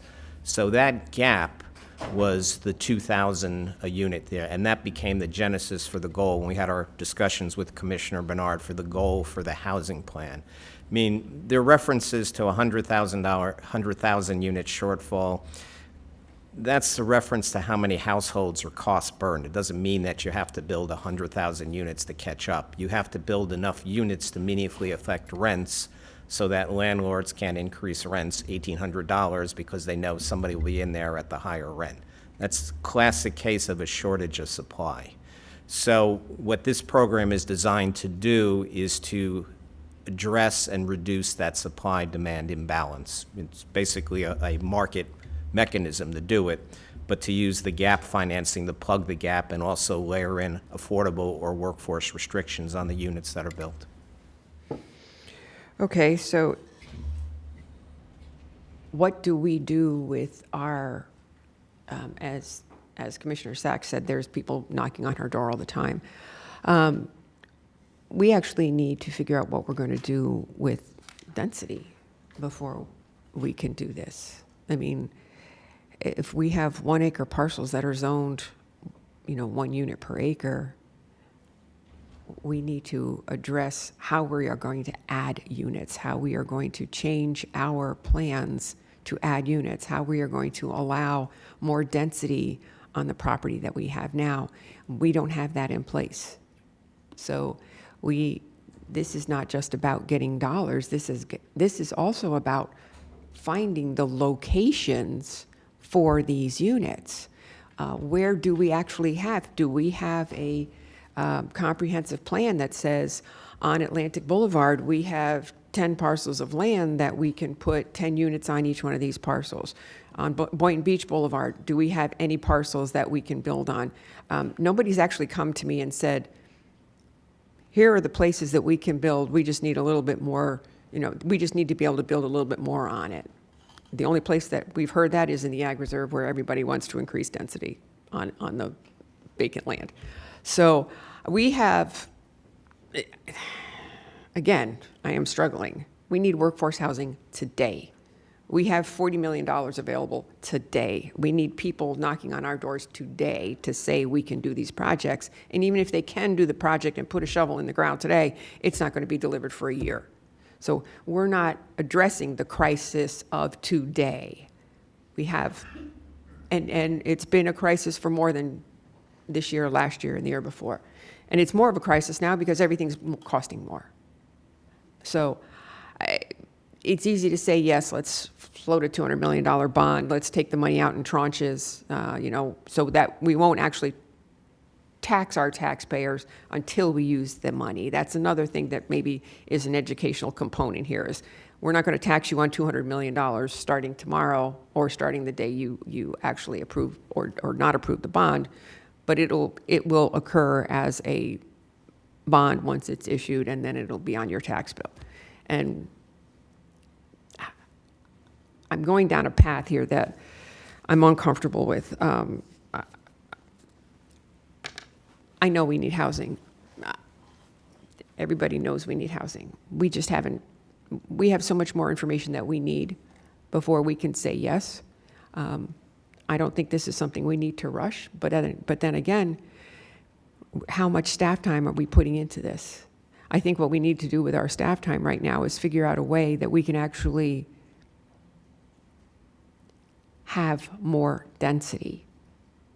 Before we can build more units, we have to be able to build them, period, to have the land to build them on. So that's just identify locations, a master plan that shows where these can be built. We need to address density. And oh, by the way, the legislature says, yes, you can, if your roads are failing already, no worries about adding capacity. No worries about adding housing because you're already failing anyway. So, that now we have another infrastructure nightmare. But I don't mean to be rambling. I'm having a hard time with this. I'm having a hard time going out to our voters to ask them to tax themselves when rents are skyrocketing, when homeowners insurance is skyrocketing. I see Jack walking to the counter here because Jack, you know I love you. I mean, and I struggle with this because I am always watching out for people's dollars. So how can you make me more comfortable with this because I'm not? The one thing that you point out with the tranches, it's a point well taken. Remember, there are going to be bond issues that are maturing, that are already in place, so that the debt service is going down. So depending on the timing, it's possible that this bond can be issued without any increase in taxes, or with a minor increase in taxes. So it's only a tax increase if you assume we're static in debt service, but as Ms. Brown can tell you better than I can, our debt service is going to step down in a couple of years, and then it's going to step down significantly in a couple of years after that. So the impact may be transitory or minimal. So it's not the full amount. With regard to your density concerns, there is a whole section of the plan we call Planning and Regulatory Reform, which addresses density. I would not expect the staff to identify specific sites that are suitable for development. That's really the private sector's job and the developer's job. As you and I have discussed, redevelopment is going to be a big part of this, either these older shopping centers or offices or churches or other things, even surface parking lots in more urban areas. So these are all ripe for development. They're more density in areas that are already fairly dense, and they'll help us address the supply. So that's a significant component as well. The last piece of this doesn't really involve the voters, it involves you all as elected officials. I was reading in the paper this morning that there was a project with approximately 20% workforce housing units that was turned down by the Planning Commission on a 6-5 vote based on neighbors' concerns that having rental apartments there would lower property values of their adjoining single-family thing. This is on a commercial boulevard. So I can't talk to you about the merits or not of that particular project, but it's the type of thing you're going to be presented with. And they cited some study by some university professor that said values went down. I can tell you that any place where we've built apartments, particularly given the pricing that we're getting for those apartments, the issue is the other thing, property values are going up. So this is not your mother or father's workforce housing. This is not older substandard housing. This is new housing in which the affordable or workforce component is built in because of the financing mechanism. But this is Class A housing and high-quality housing where you or I would want to live. So. Well, just one, thank you, Jack, I appreciate that. Where I realize there are bonds that are retiring, our homeowners have so many other expenses that are going up. It would be nice if their taxes would give them a little bit of a break. So that doesn't, I know, and that's a constant discussion. Well, we're retiring this bond, so they're really not going to feel it. But if your homeowner's insurance has doubled, and you're now paying, and I can't even tell you what I'm paying for gasoline, and you know, I mean, $90 to fill up my gas tank, whereas it was, you know, $35 or $40 a year ago. If we can give them a little bit of a break on their tax bill, they would appreciate that. So the substituting one GO bond, a new one for one that's retiring, that's not enough selling point for me on this. That's the best I have, Commissioner. I know, I appreciate it. I just have heard from so many people that are calling me and they're saying, you know, my taxes are going up, and my comment to them is, well, you're being assessed at the same amount. It's just that the value of your home has gone up. So yes, your taxes are going up. Well, they don't understand that we all have a lot of expenses here at the county that are going up too. Like as Melissa said, you know,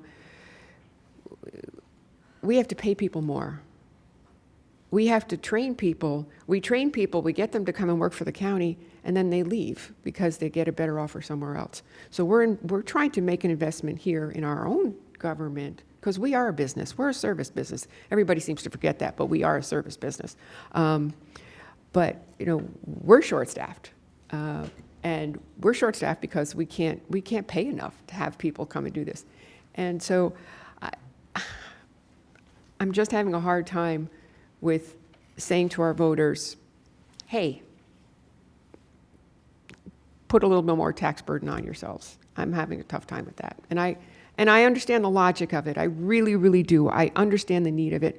But also, a GO bond doesn't put houses or units on the market today. And we have this is a problem today. We have $40 million today. We have $111 million today. A bond doesn't take care of that problem today, and we have it today. And I'm repeating myself on purpose. The problem didn't emerge overnight. It's been long in the making, and it's somewhat unsatisfying, and I appreciate that you can't solve the problem today because it's addressing a longer-term supply-demand imbalance. The alternative that you have to address the type of problem Commissioner McKinley referenced is you can do some type of rent subsidy. And the problem with that is twofold. One is it's a lottery system. There are a few lucky winners who get the rent subsidies, but there's not enough money to go around. And it actually makes the problem worse because you have a higher amount of dollars chasing the change limited supply. So until you increase the supply, and of course that limited supply is kicking into the inflation indicators that we're seeing now, part of what you're seeing is a rise in housing costs flicking through to that inflation. So, that's why the approach we're taking, understanding the pressure everyone is under, is this approach. This is the best long-term approach to do it, but it doesn't solve the problem today, and I can't represent to you that it does solve the problem today.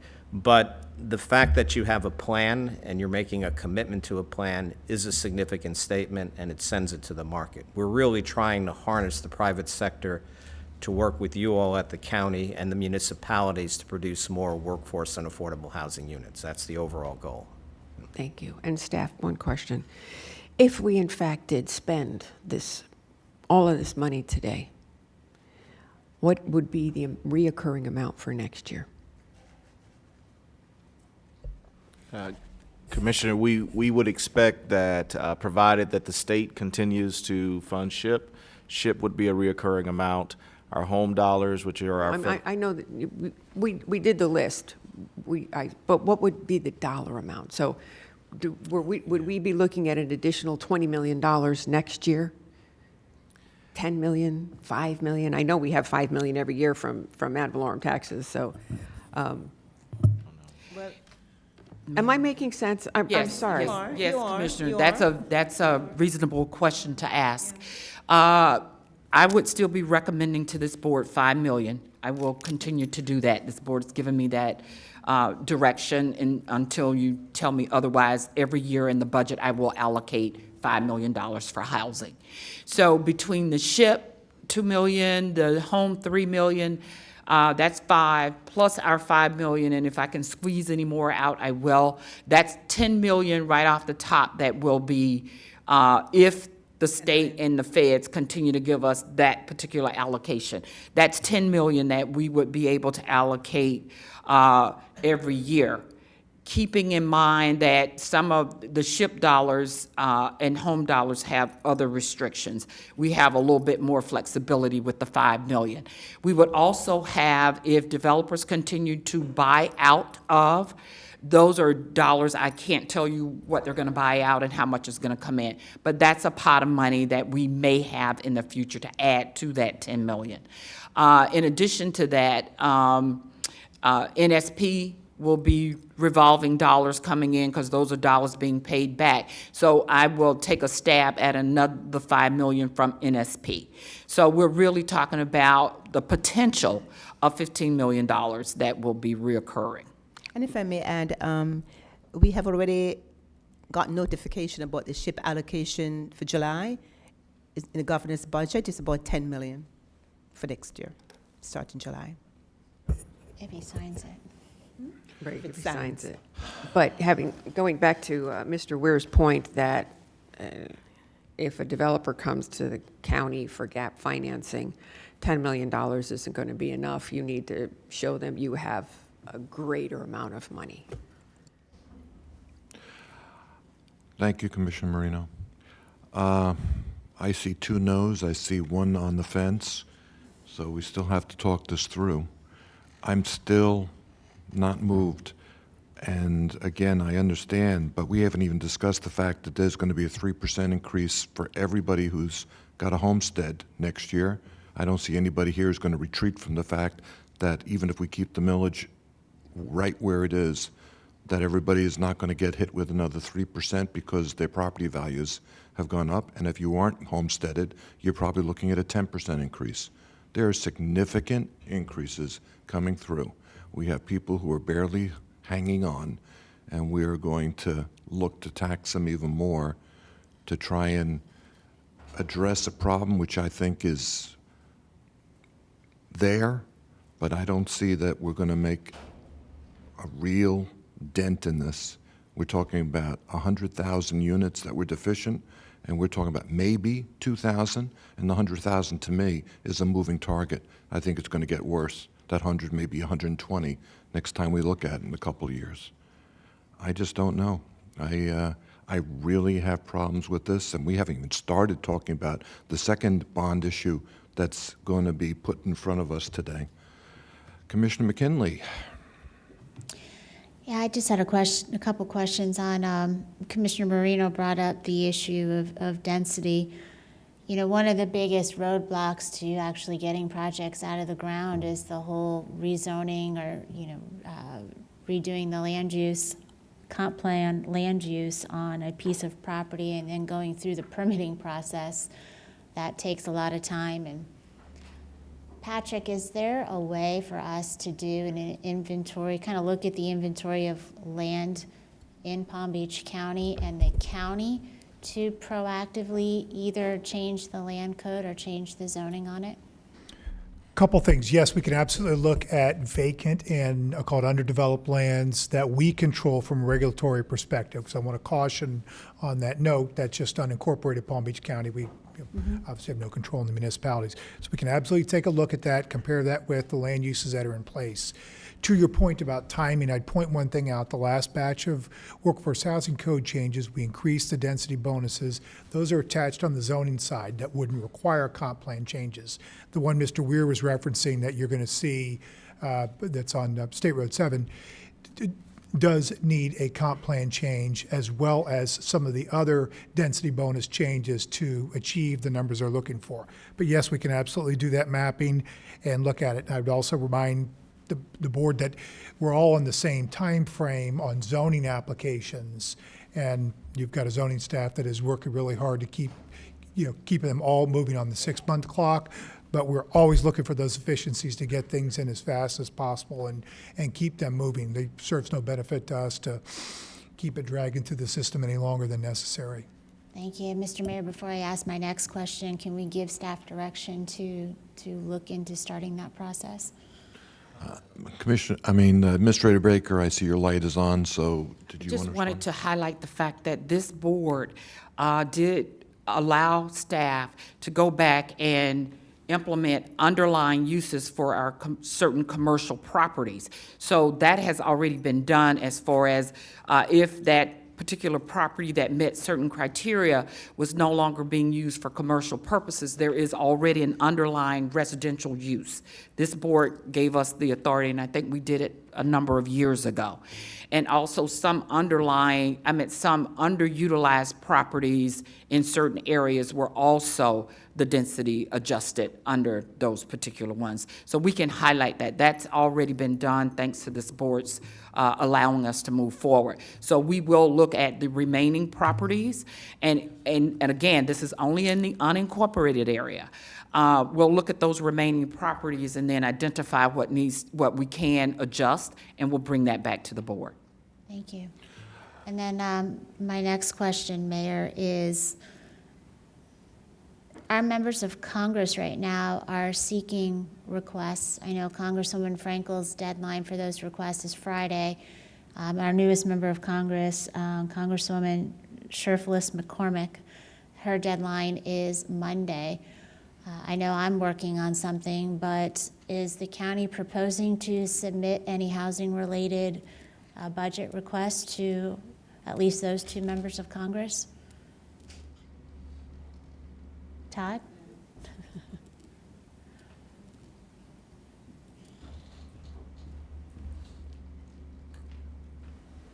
Thank you, Commissioner. Yes, we're actually reviewing a number of different projects right now in the county. There are some social service related ones. Actually, Mr. Green had submitted 2 last year that we put in. One is funded in the current funding bill. We have another one that we're looking at proposing as well. Not specific to, a specific home or property, but specifically to the area of homelessness and working in our homeless community in that area. Okay. I'm working in my office because we don't have time to bring it back to the board, so I'm just doing this on my own. But you're allowed to submit requests for capital funding, operating funding, or language changes.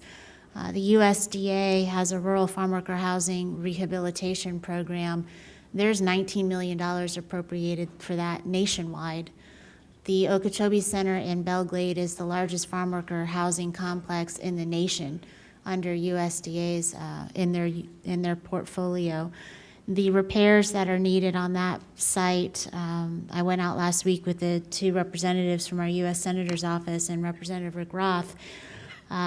They indicated they've got, if they did their wish list, somewhere between $10 to $12 million. If they did what was absolutely necessary, between $8 and $10 million.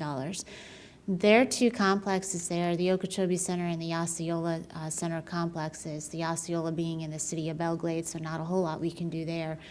They've got 90 units sitting there right now that are uninhabitable, that are in need of significant repairs. I mean, we also have those types of units around the county that, I don't know about partnership opportunities with the Belglade Housing Authority and USDA. If we've got $100 million that we're looking to spend on low income and extremely low income, trying to rehab those 90 units would certainly be an eligible, I think would be, not ineligible, but would be a worthy cause to look into.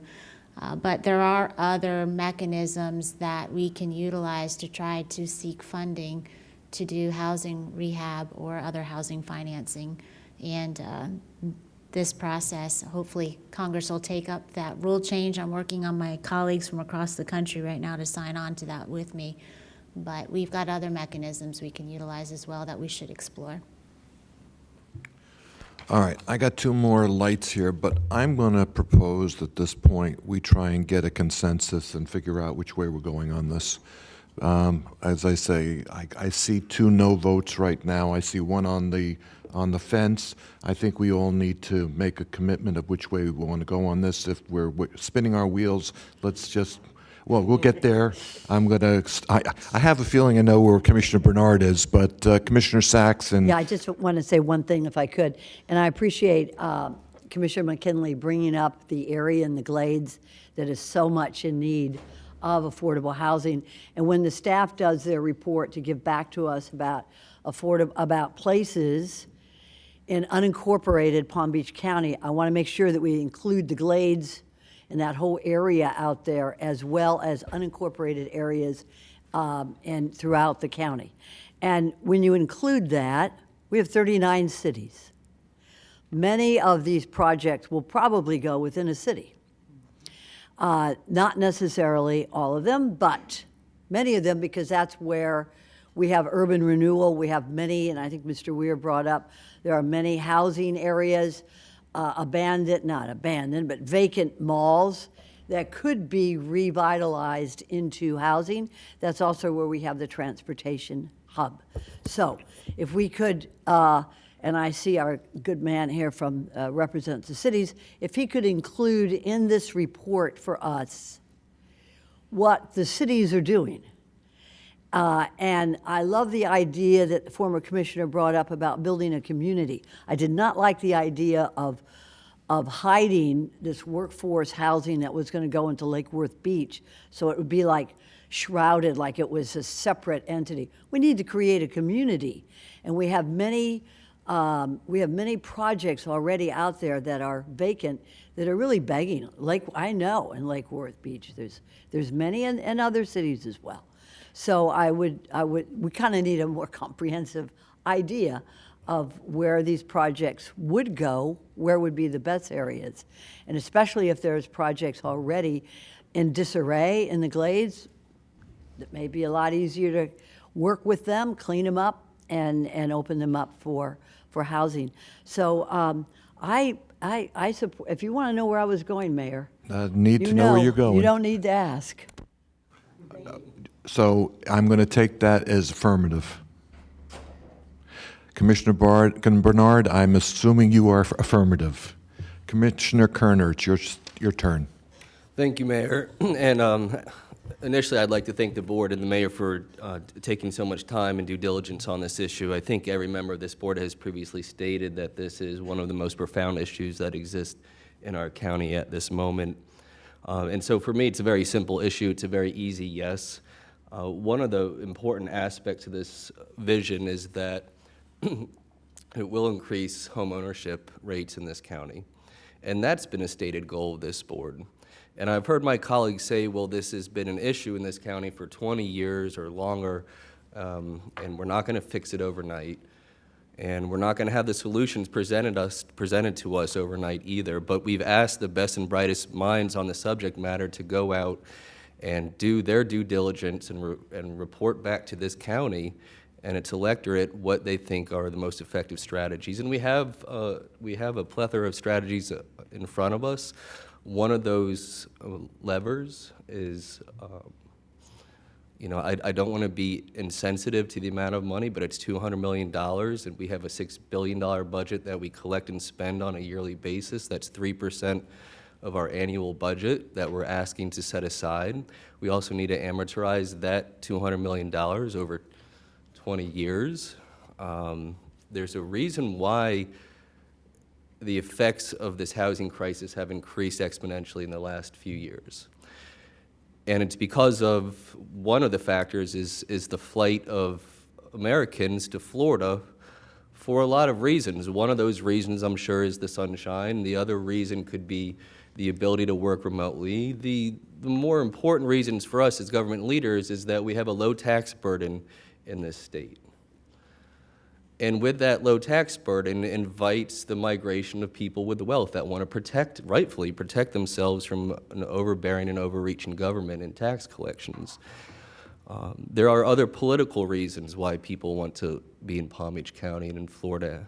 We have a booming economy. I heard I think it was Commissioner Marino talk about the dynamic that we have in this government where people come here and they work and then they go to somewhere else because they make more money. And that's an incredible thing to have, mostly as a result of education and professional training, to be able to leave a stable government job and find in our community somewhere to make more money and to handle those increases in inflation and property tax and fuel costs and everything that we deal with as typically members of the middle class. Who misses out on that opportunity are the folks that live in this county, have lived in this county for generations, whose upward mobility is more difficult to reach than most. They oftentimes work in the most difficult of jobs.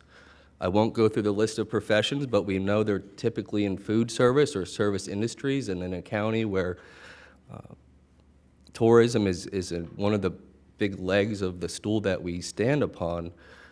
Our goal should be in this moment, at this difficult time in the history of our county, this is the moment where we need to step up and say those are the folks that we want to help the most. And that's what HLC's plan and Commissioner Bernard's plan does. And so we have two options. I don't want this board to overlook what our real constitutional role is here today. That's not to tax our constituents further. It's to make a decision that either we're going to walk away from this problem at the time where our constituents need us the most, or we're going to vote to let the electorate decide whether they want to be taxed or not. And so to walk away from this option today, to me, would be a critical mistake in the history of the leadership of this current board and boards of county commissioners that have gone before us.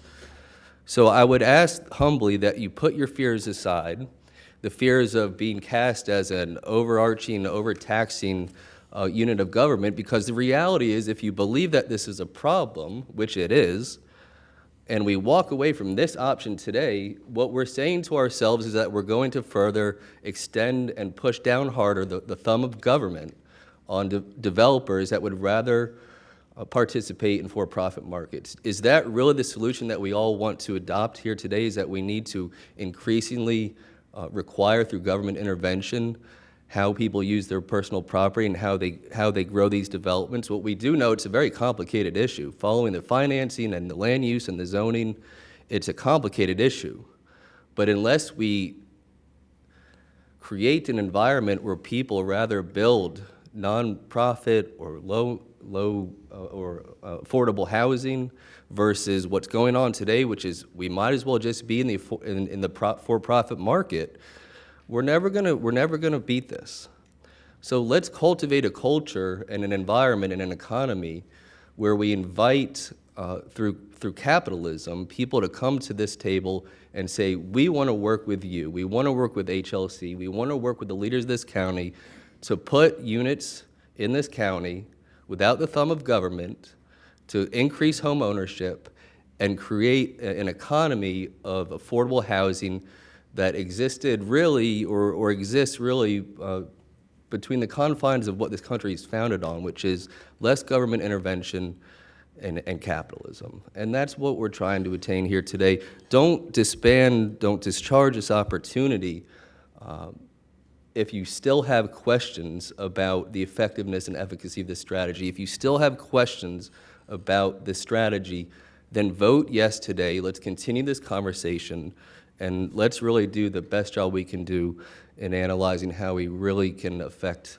the housing crisis in this county. Thank you. Thank you, Commissioner. Vice Mayor? Thank you. I am supportive of continuing the conversation to see, obviously and you all have identified areas that need to be addressed. Our friends from Housing Leadership Council have identified areas, and then we, I think, have identified additional areas. So we have time, and I would sincerely support having staff continue to work on this. Let's see if we can get these issues resolved and take action on trying to address this. Thank you, Vice Mayor. So it's a majority of us are in of a mind to continue. I think we're all of a mind to repurpose the $40 million to give you the authority to move in that direction. I don't see anybody who has talked opposing that idea. Commissioner McKinley? Yeah, I just want to address one comment that was made by one of my colleagues about, the two of us who are reluctant to move forward on this. For me, I'm not reluctant to move forward this out of fear. I am reluctant to move forward to this out of reality. As one of the 4 people in this entire room who's renting their property, and not because of some financial irresponsibility on my part, it was because I got divorced and had to start all over again with 3 kids, and it's taken a while to get back up here, but it's reality, and it's reality for a lot of our families, and I realize that it's actually not us taxing them, it's us giving them the decision to tax themselves, but I just think it's ill-timed, especially with that inflation report coming out today. But I want to be very clear that it's not out of fear, it's out of reality. Thank you. Thank you, Commissioner McKinley. And I think staff has its direction. And with that, I think we're going to move on to our next item. We're going to take a 5-minute restroom break, and I'm going to try and plow through. I said we're going to break at 12, but I think we could probably continue on and get to the environmental bond and hopefully finish that by 12:30. We'll be back in 5 minutes.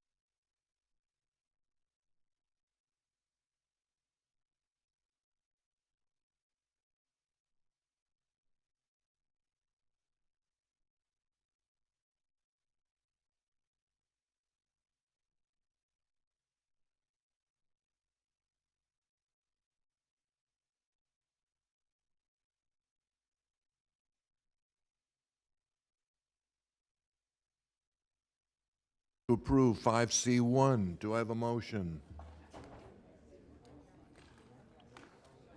So I have a moved. Motion by Commissioner Marino. Do I have a second? I have a second by Vice Mayor Weiss. We have 5C1, A and B. All in favor? All opposed? Show that as approved, 6-0, with Commissioner Sacks absent from the dais. All right, we're going on to our second act as far as bond issues today. No, you have to go to 5D1. Oh, okay, never mind. I'll move approval of item 5D1. Second. Okay, well, let's get it for documentation. I have Commissioner McKinley making in the motion. I have Vice Mayor Weiss seconding on 5D1 for the county attorney. I don't think we need a presentation. Okay, all in favor, all opposed, show that as approved, 7-0. Commissioner Sacks has returned to join us. We already started. When you're late, you miss out. All right. 5E1, Environmental and Water Geo Bond Referendum. Ms. Drum, always nice to see ya. And Mr. Rudder, you too. You don't have your cowboy boots. I do not,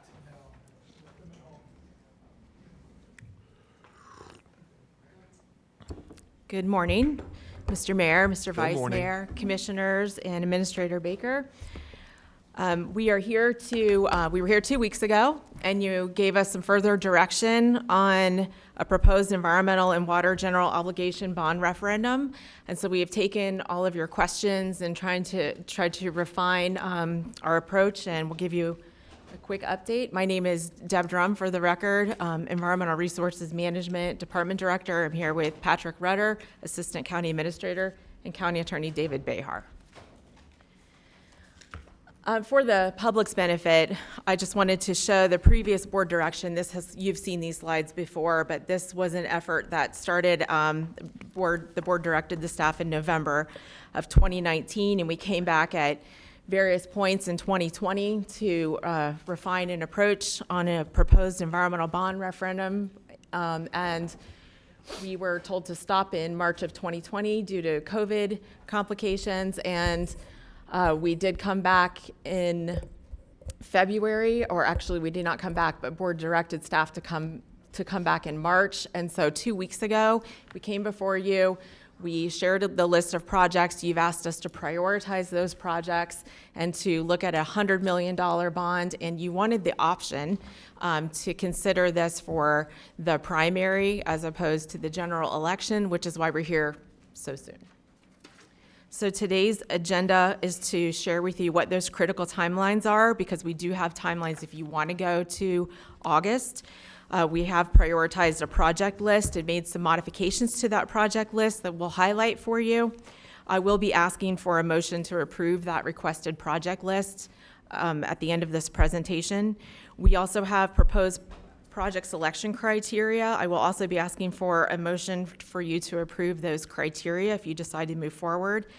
I will share with you the current status of the bond referendum language that has been worked on with some minor tweaks since you saw it last with bond counsel, given some of the changes we made to the project list, and I will be asking for your direction moving forward. Those critical timelines, for if you're wanting to look at the August 23rd ballot, we would come back to you at the May 3rd or May 17th BCC meeting with a resolution calling for the referendum. That referendum language would be due to the Supervisor of Elections, May 20th. And then there's a couple of requirements that bond counsel dates where there is a required advertisement with a notice of the referendum in the newspaper for 2 dates. Again, wanted to share with you, if you decide to move forward, these are some critical dates that are coming up very quickly. All right, to get into the prioritized list of projects, and again, you asked us to look at these projects in terms of need and priority, and so we've identified a top 5 projects for the first $100 million. And then you also asked us to have a couple of other projects that were identified that if any of these could not move forward for any reason, we could move down the list. What we have done is prioritize infrastructure for septic to sewer conversions, specifically within the Lake Worth Lagoon watershed, which is the majority of the watershed in the county. And the reason that we didn't include the Loxahatchee watershed in this is because that work, thankfully, has been completed by the Loxahatchee River District, who has had a very aggressive program for septic to sewer conversions and have addressed many of those things. That is the top two. The next project is stormwater quality improvements. We have both of those projects as top-tier projects. Again, I mentioned at the last meeting that these typically are more local government responsibility for water quality and addressing these kind of things. It's more of an interface with municipalities and with our engineering and water utilities department and doing this work, and there's $25 million each for those efforts. The third ranked project is in the Loxahatchee River watershed, water storage, treatment, and restoration flows. This consolidates some of the county's efforts with a less amount of money than was in the original list. The original list had about $66 million of these types of projects in that watershed, but we were sensitive to the board's comments that we were not to be looking at taking over the responsibility of state and federal government activities to take ownership of those projects, but instead to nudge them in specific directions that we think are advantageous to the county. And so that dollar amount reduced to $20 million for those efforts. Next, consistent with the previous plans, we did reduce the amount to $10 million for environmentally sensitive lands acquisition. I do believe that through the ARPA allocation, we'll be able to make great progress in this area in terms of where our needs are in the county. And so that has been reduced, but we did want to have an opportunity to look at submerged lands acquisition in the county. That has been an issue for us in terms of habitat, in terms of the status of manatees and the protection of seagrass. All of those issues have made us focus on this as a priority. And finally, in this top tier of $100 million projects, we've added climate resiliency implementation. So our Office of Resilience is currently in the process of completing a vulnerability assessment and resilience action plan. At the last meeting, I mentioned to you that they weren't quite ready to identify specific capital projects in terms of what our community might need with regard to resilience adaptation activities. And that is true, that continues to be true. However, when you look at the lifespan of this bond and when we might issue bonds, we do expect that we will have a list of capital projects in that time frame. And the state funds that were identified at the last board meeting 2 weeks ago, where we discussed this, it was noted that there is a state money available for these types of activities. However, those programs require a cost share match. And so this $20 million has been identified to help leverage those kind of climate resiliency activities with state funds in order to be able to move ahead and get some early wins for our community on the resilience issues. Projects 6 through 10 are not new projects. They did carry forward from the previous project list. The only project that came off the list was the C-51 reservoir, which I mentioned at the last meeting has been otherwise appropriated by the state legislature for funding. But you can see these projects, if we weren't able to move for some reason on one of those projects on top tier of the list, we have other options that we would move down the list if monies became available or if we got a great deal on some of those leveraging opportunities on the top tier of the list. And we've got the Green Cay Wetlands Phase 2, Lake Okeechobee Restoration, the West Palm Beach Canal Spillway S-155 retrofit, the Natural Areas Public Use Facilities, and the C-51 boat lift. Again, these are all projects that you've seen before.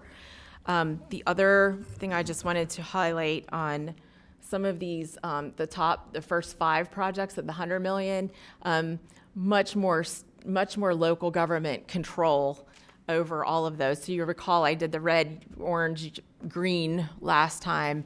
The top tier projects, we also put an eye on what we had more control over in terms of being able to implement those projects.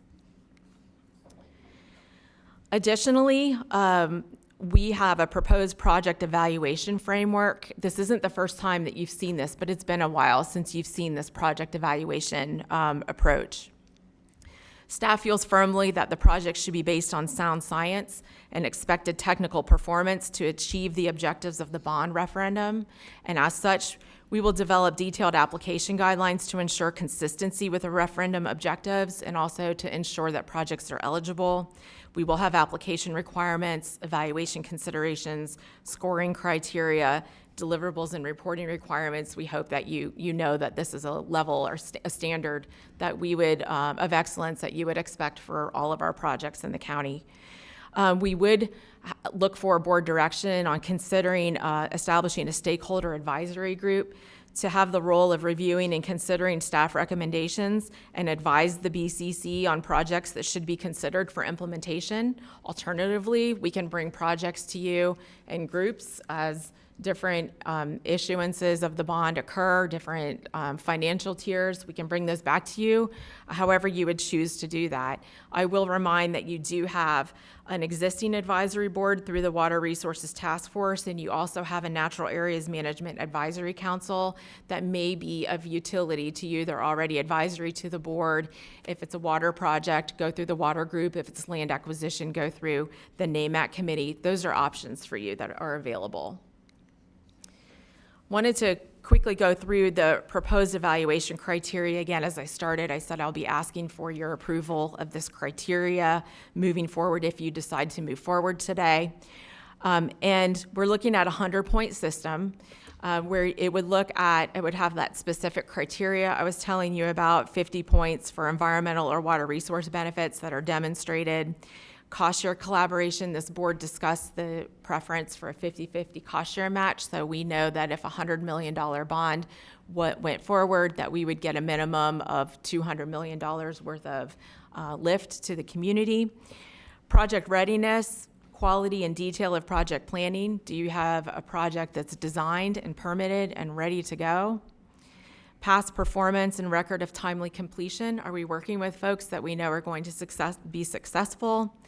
And then with designated economically disadvantaged communities, for example, rural economic development initiative areas, rural areas of critical economic concern, countywide community revitalization areas, those particular communities with those designations would receive or would be eligible for an additional 40 points if they meet a minimum threshold of the 60 points total for the 4 evaluation criteria that came above it.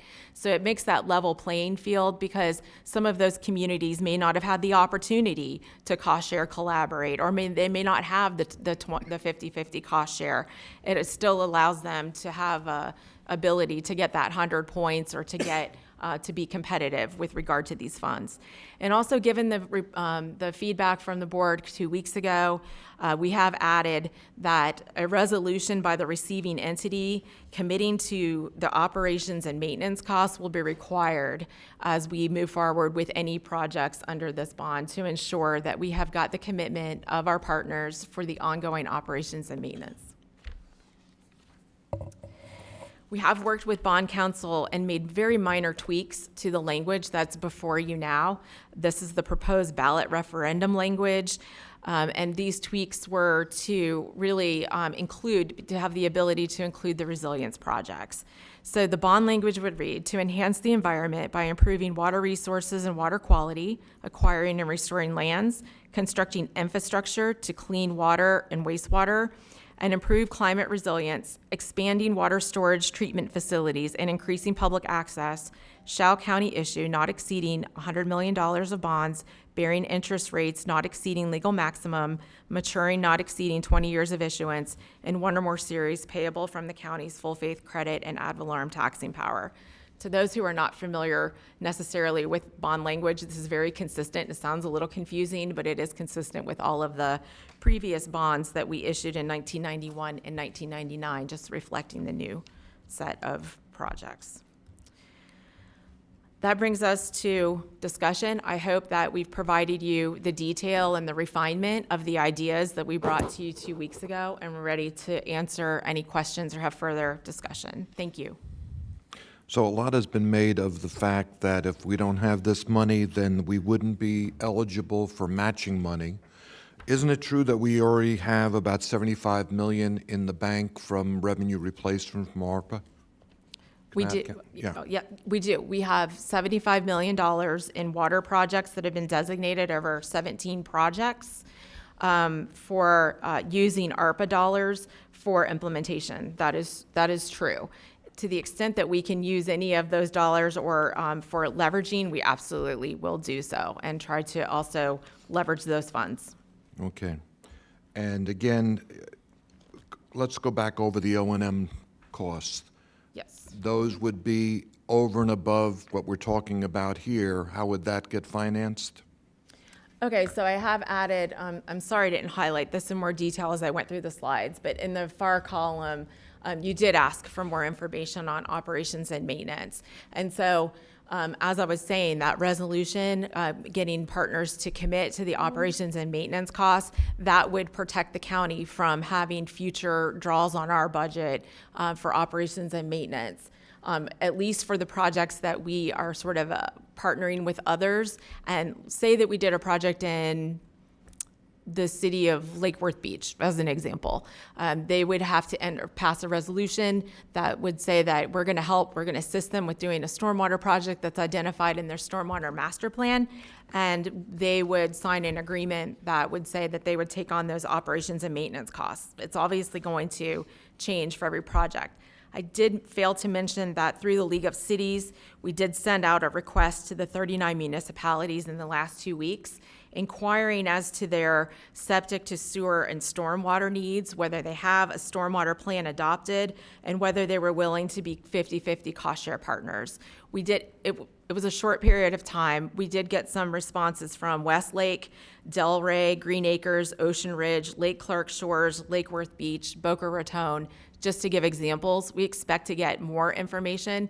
What's great is that we have these new now connections and relationships with the municipalities, and we're getting a much better idea of what their needs are, but they are within the hundreds of millions of dollars. And so I wanted to caution that the 25 million on this list isn't going to change the world forever in all of the county's water resource issues, but it will complete projects in key areas that we know are currently polluting the Lake Worth Lagoon, and it will make progress and move the needle in the right direction on those items.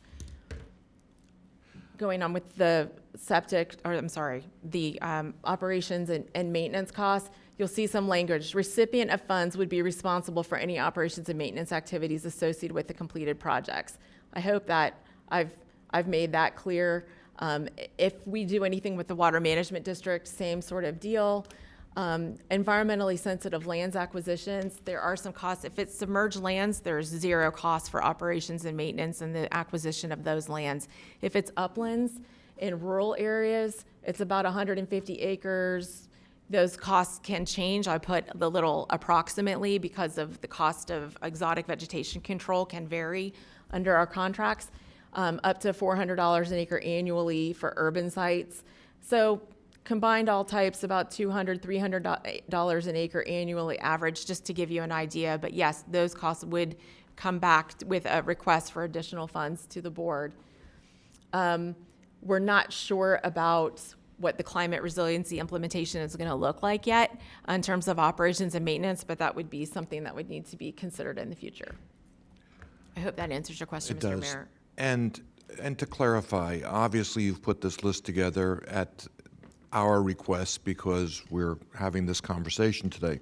But this really wasn't inspired by or by staff as far as this was a necessity from your perspective. You're basically responding to our direction to, if you had $100 million, what would you do with it, versus being the one who's basically inspiring this conversation.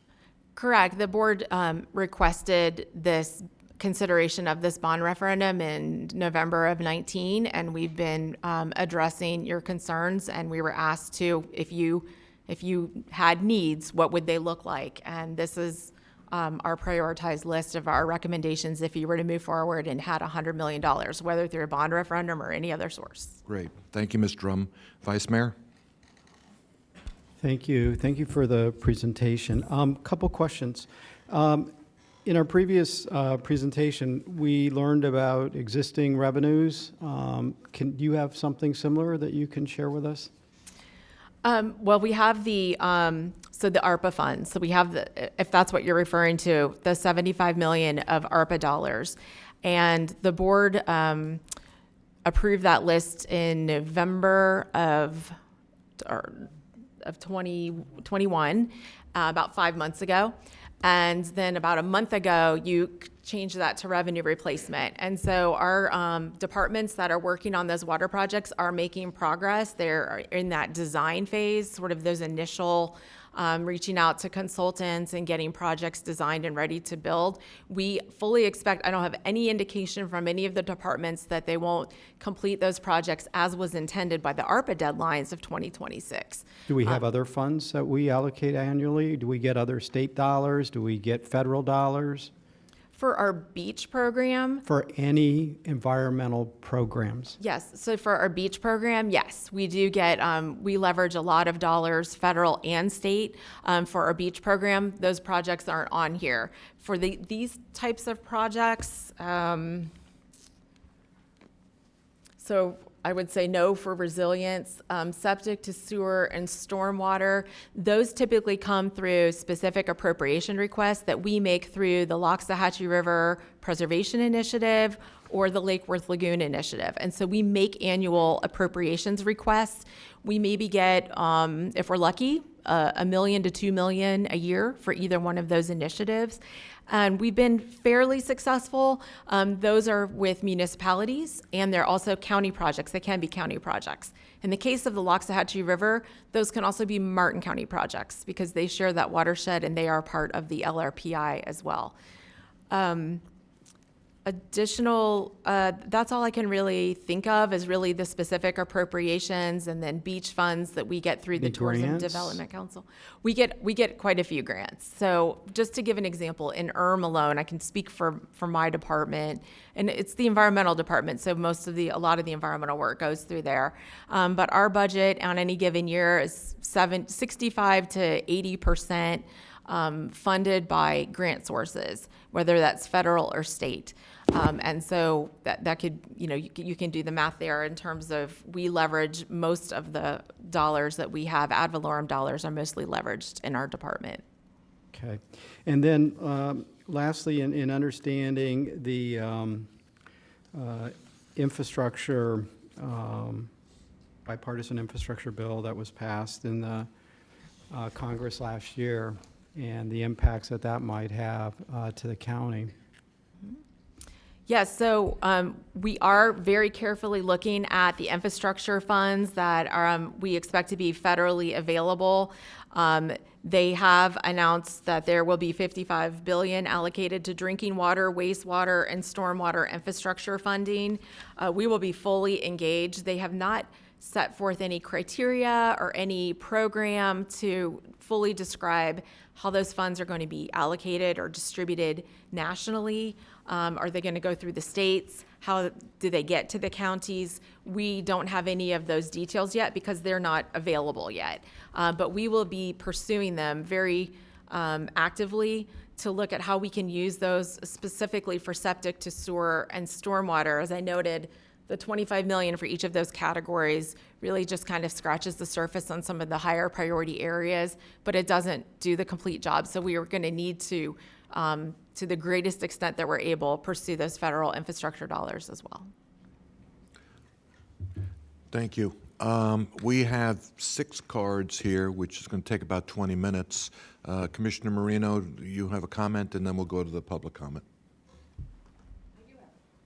I do have a comment. When we went to the voters for the infrastructure surtax, we gave them a menu of how we were going to spend our dollars. This is just a snippet of what it was. We had projects identified, what the cost was going to be, when the project was going to be done. So we could go to the voters and say, here's how we're spending your money. Mm-hmm. I don't see that here. What I see here is a general, here's how we think we want to spend the money. We have $75 million that we're already spending. Mm-hmm. And we're on top of all of that, we're rushing to get this on the ballot in August, which that's a non-starter for me. That's an absolute non-starter. And I don't know about the rest of my commission here, but we've waited this long. There's no reason to rush and get it on an August ballot when we don't actually have all of our voters voting. November would be a more targeted time if, in fact, this has to go on a ballot. I would still like to see the $75 million spent before we add another $100 million and before we ask our taxpayers to pay more money. And yes, it's the same. I'm going to say the same thing I said before. Yes, I know there are bonds that are retiring. So, our taxpayers aren't going to feel the change out of one bond for another bond. They're still paying more for everything else they're doing in their lives. So if we can give them a tax break, that would be fabulous. So while I understand there's a lot of things on here, we still have $75 million now that we didn't have before, that we are utilizing on projects. And in the $100 million bond, we don't have a menu like this that says particular project, what it's going to cost. We're still looking for willing sellers. We're looking for the state of Florida, Division of State Lands, to say, yes, we'll sell you land, or we'll give you land, or we'll whatever, lease you land for $1, or, other state departments. We're looking for other people who I don't know if they've committed to this or not. So basically we're saying, this is our wish list. But at the end of the day, it's a wish list. It's not a critical needs list. We have $75 million to spend on that critical needs list. So is there a reason why we're rushing? And is there a reason why we don't have a more clarified menu of how we're going to spend the dollars? So the timing of this potential bond referendum is completely up to the Board of County Commissioners. I'm not pushing anything. And so that we brought it 2 weeks after you heard it at the workshop because the board wanted to continue to have the option to look at August. That's why we're here today. So it's completely up to the board as to the timing or whether you move forward. On the IST issue, I just want to, it's a little bit of an apples and oranges comparison when you look at the IST and the bond referendum, because the project list for the IST were all county projects, and it truly was a replacement of revenues that came directly to the county. And this project list is really reaching into the communities, really focusing on municipalities and working with partners to not complete all of the projects for everybody like we would with a road that was identified for infrastructure or a bridge that needed to be replaced. It's a little bit different than that. These projects really are water resource related projects that you would accomplish with partners. So that's why you're not going to have, because if you dug down another level deeper, all those municipalities I mentioned have stormwater management plans. They have the specificity of which baffle box needs to be replaced in their community or what area that they have drainage problems. So those lists do exist. It's, but we're not going to have enough to do. Delray Beach has $378 million worth of stormwater infrastructure needs. That's one municipality. That gives you an idea of the magnitude of the issue. So the $25 million, we'll have to look very carefully at our project criteria and partner with people. So a little bit different, those lists are a little bit different. I think that addresses, did I miss any of your questions or did I not address them? I'll reserve comment for later. Thank you. Absolutely. All right, Commissioner Kerner, I'm going to recognize you, and then I'm going to ask you to start the public comment. Thank you, Mayor. And I just wanted to clarify, and I don't know that those were questions from Commissioner Marina. I think they were statements of her general concern about general obligation bonds, but I do have to push back on the characterization that this has been in any way rushed. I initiated this process and this bond question to this board in November of 2019, and much of the content and substance that has been under consideration exists in this current iteration. And so I hope no one feels that this has been rushed or we've been taken by surprise. It is certainly a policy decision as to whether this item, should it be authorized by the board to go to the voters, should occur in August or November. But I'm very appreciative of the wisdom of this board to slow this process down over time in light of the pandemic and COVID-19. And I was very understanding and very appreciative that this board had the foresight to say, let's take our time with this, let's not rush this, let's not put it before the voters during literally a pandemic. So I just wanted to push back on that characterization, but if the mayor pleases, I can move into public comment. We'll start with Vice Mayor Chip Block to the right, and then Mr. Drew Martin to Mr. Martin's right. There we go. Thank you all. Originally, I was going to speak to the economics and the impact of individual taxpayers, but I would gather that's a fruitless enterprise. I'm entirely in sympathy with the idea that we don't want to burden the taxpayers or have the taxpayers burden themselves. However, we do have some waterways, namely the Lake Worth Lagoon and the Loxahatchee River, that are endangered, and we have water supply for, especially for those municipalities that depend on surface water, that we need to enhance. So these projects are geared to both of those ends, along with resilience. I'd like to associate myself with Commissioner Kerner's remarks both on the housing bond and on this bond. We are, or I am, agnostic in terms of whether it's August or November. I think it is important to give the taxpayers, the citizens, the opportunity to decide for themselves whether or not water is a crucial problem in the county and whether or not this bond will help preserve and enhance the purity of water in the Lake Worth Lagoon and the Loxahatchee River, as well as grassy waters. So while the money isn't earmarked specifically, for example, for Lake Clark Shores, my friend Dan Clark is here. He can tell you more about sewers and their impact, septic tanks and their impact on waterways than I can. But those septic tanks in hot spots that Deb has identified are crucial in terms of being replaced by sewer systems. And frankly, some of our municipalities and citizens cannot afford to do that on their own. So this money would go to that and to stormwater primarily, as well as water storage in wetlands. So I really believe that it is a very worthwhile enterprise, and I believe that we should let the voters decide whether or not how important water is in the future of the county. And I appreciate the fact that you've allocated $75 million from the ARPA money. Our needs are in the billions here. Just to give you an idea, in terms of ensuring the quality and quantity of water into the future. We're not going to have much of a housing crisis in the future if there isn't enough good water to drink and if there isn't water for recreation in our primary waterways. So I thank you very much. I'm in full support of letting the voters decide whether or not they want to pass an environmental bond. Thank you. Drew. Drew Martin. I'm here as the Conservation Chair of the Loxahatchee Group of the Sierra Club. Our board has not yet made a recommendation.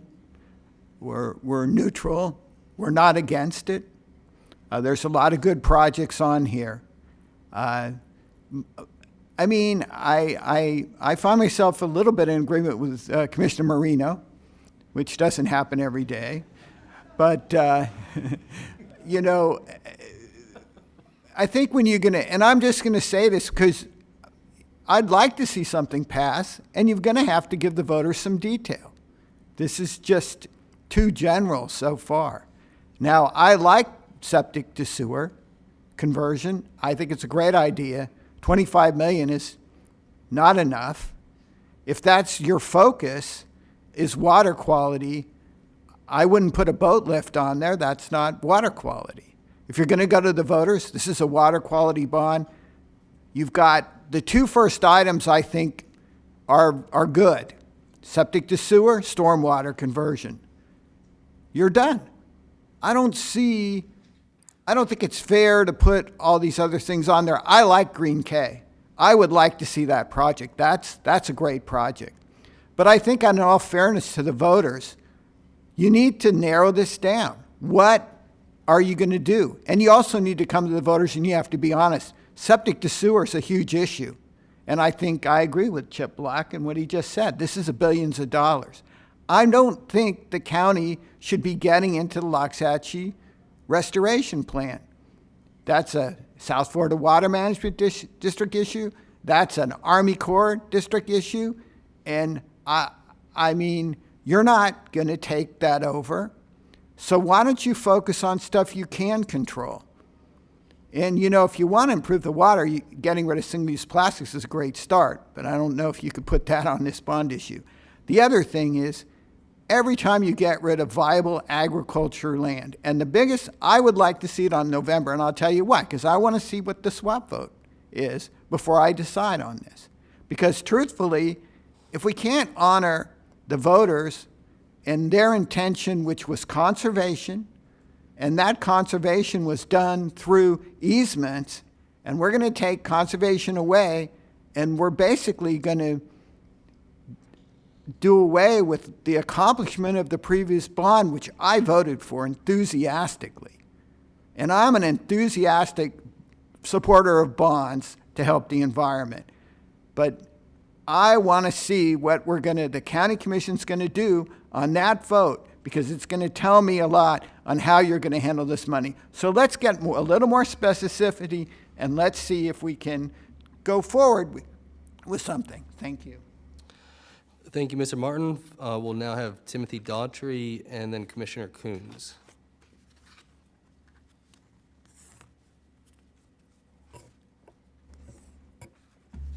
Thank you, Commissioners. I'm Tim Daughtry. I'm a resident of Lake Clark Shores. So this past fall, our waterway, Lake Clark, was determined to be an impaired waterway. And because of that, the Department of DEP has required us to come up with some sort of plan to clean the lake. And as part of that process, our town has proposed a project of converting 702 houses in our neighborhood to change them from septic to sewer.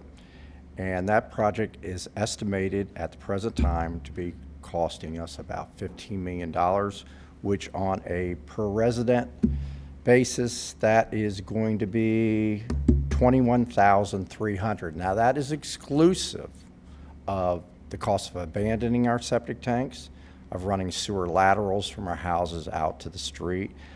It's exclusive of what we will have to pay for having our sewage treated on a month-by-month basis. So I'm standing here today to support the bond and move forward with it so that we can get some money so that, for me as a resident, that it doesn't kill me, okay? 21.3 may not sound like a lot, but actually that's only a part of the cost. And we're being asked to undertake a huge responsibility from a financial standpoint on a house-by-house basis, on a resident-by-resident basis. Thank you very much. Thank you. My name is Jeff Coons. I've been working on water for 35 years. I've represented this board on 3 separate countywide bond water issues. And the problem with water in Palm Beach County is that we need to come up with our own resources to solve our own particular problem. Drew mentioned the Loxahatchee project, identified Army Corps from 1985. Letter came in a month ago, 3rd time to take a look at this. The water management repurposed the L8 reservoir, which was 46,000 acre-feet of water, targeted to the north end of the county. Loxahatchee River is not getting enough water. Loxahatchee River recharges the shallow well fields for the two public utilities up there. We need the local resources here. Palm Beach County should have a stormwater utility fee. I was very aggressive in urban redevelopment areas. Palm Beach County's development codes call for people to keep their water on their own property. That needs to change, that we should fund regional facilities that could treat water on a regional basis that would be able to do something like this. So your existing strategies are probably 20 years behind the time. The stormwater utility fee should be in place. Most counties in the state of Florida are aggressively looking at local sources. Tampa Bay last came up with their business initiated thing. $13.6 billion for Tampa Bay is their infrastructure. You heard Delray, 46. Please allow this to go to the voters. Please allow this to take a look at this. I will get you a list of, we keep a running total of the lists that have been spent on the Lake Worth Lagoon, the Loxahatchee River, and the county. It's over 400 separate little projects. Commissioner Marino, I could send you the list. When your development district up there, INCON, do those programs, they come up with money, then they find out how to do it. The PD&E happens. So when I was a commissioner, I covered Westgate. You know how much money we spent on Westgate to keep flooding, which is the lowest area in the basin. The whole C-51 basin is to keep a trailer park from flooding in Westgate. $45 million. When it rains in Westgate, it doesn't flood anymore. So really, we need these dollars to allow flexibility to happen. The Water Management District does not get it. The Army Corps does not get it. They've completely mismanaged our systems. A year ago, the algae shows up in West Palm Beach. Why is that? Because they could not get good water from the west. One of these issues in here allow West Palm Beach to get good water and possibly clean it up. One of the projects in here is the thing to be able to catch the water out of Indian trails. 15,000 septic tanks, Commissioner McKinley. 15,000 septic tanks. If we manage that water correctly, it would work. And they're only allowed to discharge a quarter inch a day. One of these projects could have them discharging water to the east and allow the stuff to happen. I'm begging you, allow this to go forward. Why do we put this on the back of our taxpayers when these other entities could and should be stepping forward? Because they're inept and stupid? So what you're saying is we just need to be a donor county, and we just need to step in there when others aren't doing their job? So the two county environmental bond issues, you heard what happened. We matched all those dollars. We spent $1 billion in the north end of the county on water systems. And it's mostly other people's money. They just don't get it. State gave up on water quality. I don't know what the requirements are going to be for the state money. I don't know what the requirements are going to be for the federal money, but we need some money to allow us to be able to create these systems to take care of our water system. It's water supply, it's environmental. 86% of the voters in Palm Beach County will historically have done this. Almost 80% of the bond issues in the state of Florida environmental have passed. Please, put it on, let the voters decide, but we need some flexibility to allow Deb Drum to do some really good stuff, okay? She's not here asking for this money. And when I hear Sierra Club come in here and say, I'm not against it, that certainly is lukewarm as far as a support for an issue. Well, I've been talking after Drew for a long time. I've been working water issues forever, and I'm kind of begging you guys to put this on the ballot because we really need the flexibility. And the county needs to step up long-term and take a look at what we're going to have to do. Your urban redevelopment areas, a lot of this infrastructure should go right in there and allow your redevelopment. Seriously, you take a look at what Pat came up with years and years ago, that we should have had this money, we should have done a stormwater utility. Engineering said no, and Palm Beach County Water Utilities said no, and we should have done this, and we'd be ahead of ourselves. So now we're going to ask the voters to go do the job that we should be doing as entities here. Thank you. I'm sorry. Thank you very much. Appreciate your interest in this. All right, our final two speakers will be Dan Clark and Lisa Interlandi.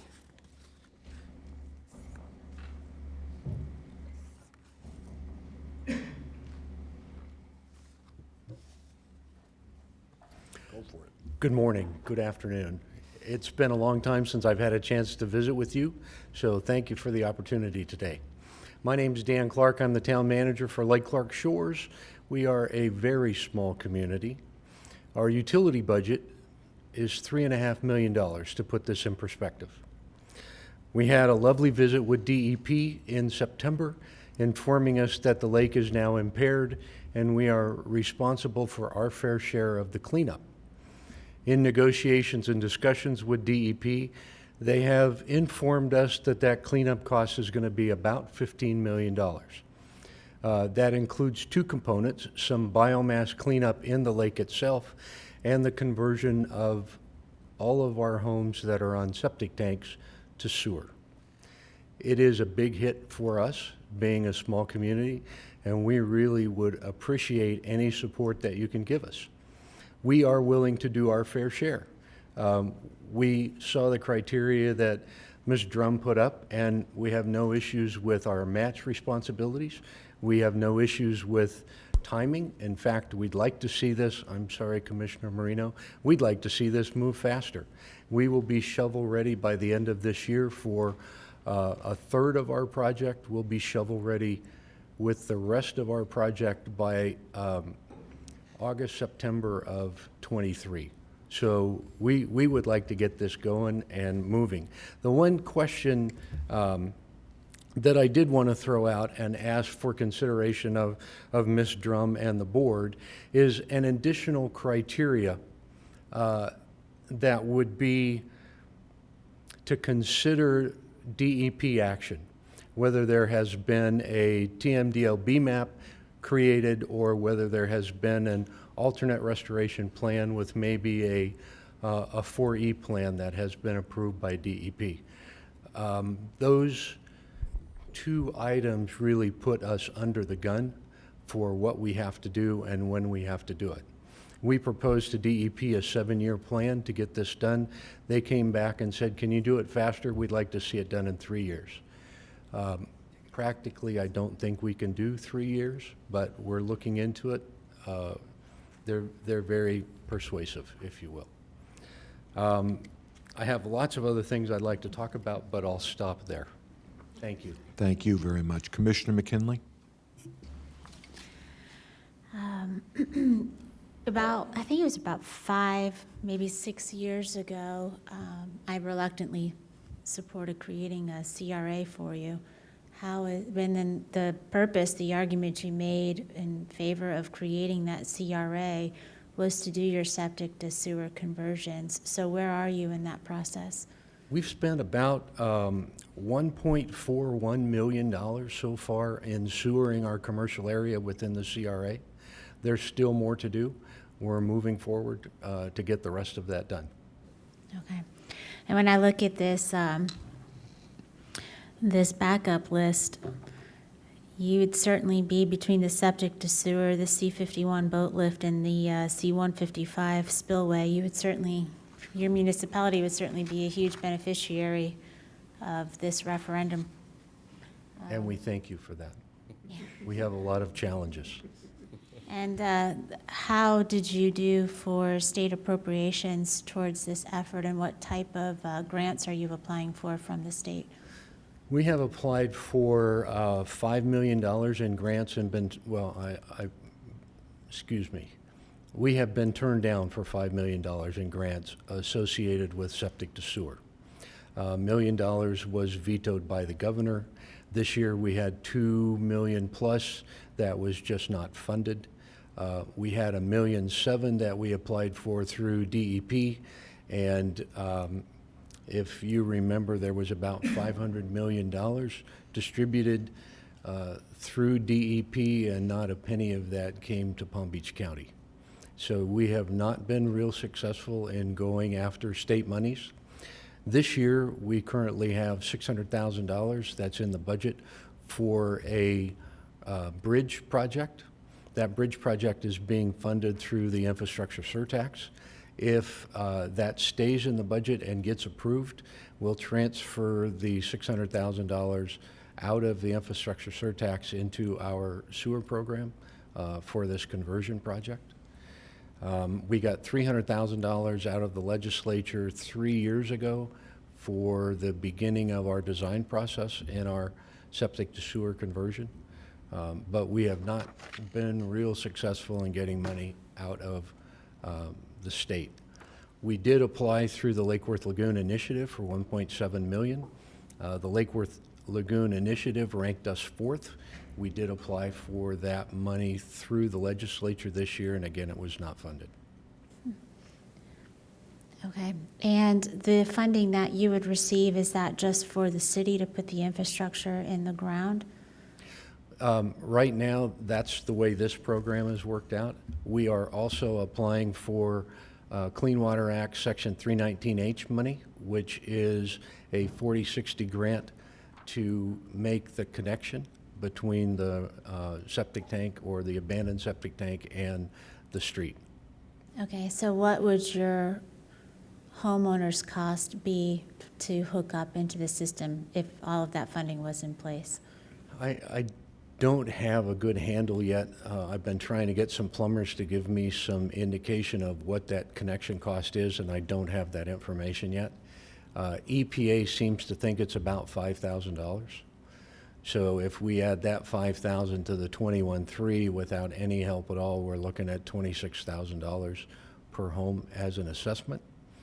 We are applying for state revolving fund money so that we can fund that for them over a 20-year period of time.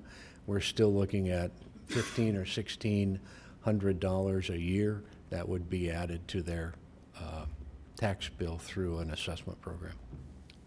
And how many of your homeowners are asking you for this? Are asking us for it? That's no longer a consideration when DEP steps in and says you will do this. The only real option we have is whether we do it quickly and take advantage of any public monies that are available now, or whether we wait until they do a TMDL and a BMAP and then come in with the big hammer and say, now you're going to do it and it's probably going to cost you more. Well, that is the mother of all unfunded mandates. A lot of the water you receive is coming down the canal into your waterways is coming from other areas. So because you're on the receiving end of everything out west. Is the Water Management District proposing to support you in any of these efforts? No. Thank you. Vice Mayor? Thank you. Thank you. Mr. Clark, have you applied for any of the ARPA septic to sewer money? We are getting ARPA money. The challenge with the ARPA money is the time with which it needs to be spent. We have not applied for any county money. This is our NEU money that's come through. So, because we did allocate some money for septic to sewer in the county for municipalities to apply for. And we have not done that yet. Believe me, we'll be on that tomorrow. And then, did you do revenue replacement with your ARPA dollars? No, all of our ARPA money is going toward utility expenditures. Wouldn't it be better to just convert everything to revenue replacement so you have flexibility both in the timing and exactly how you expend it? That may be the way we end up, but right now we have our utility projects ready to go. So- Understand, it's just really, I think, a filing with the federal government. If you want to, County Administrator, you might want to help me out and help out the city of Lake Clark Shores.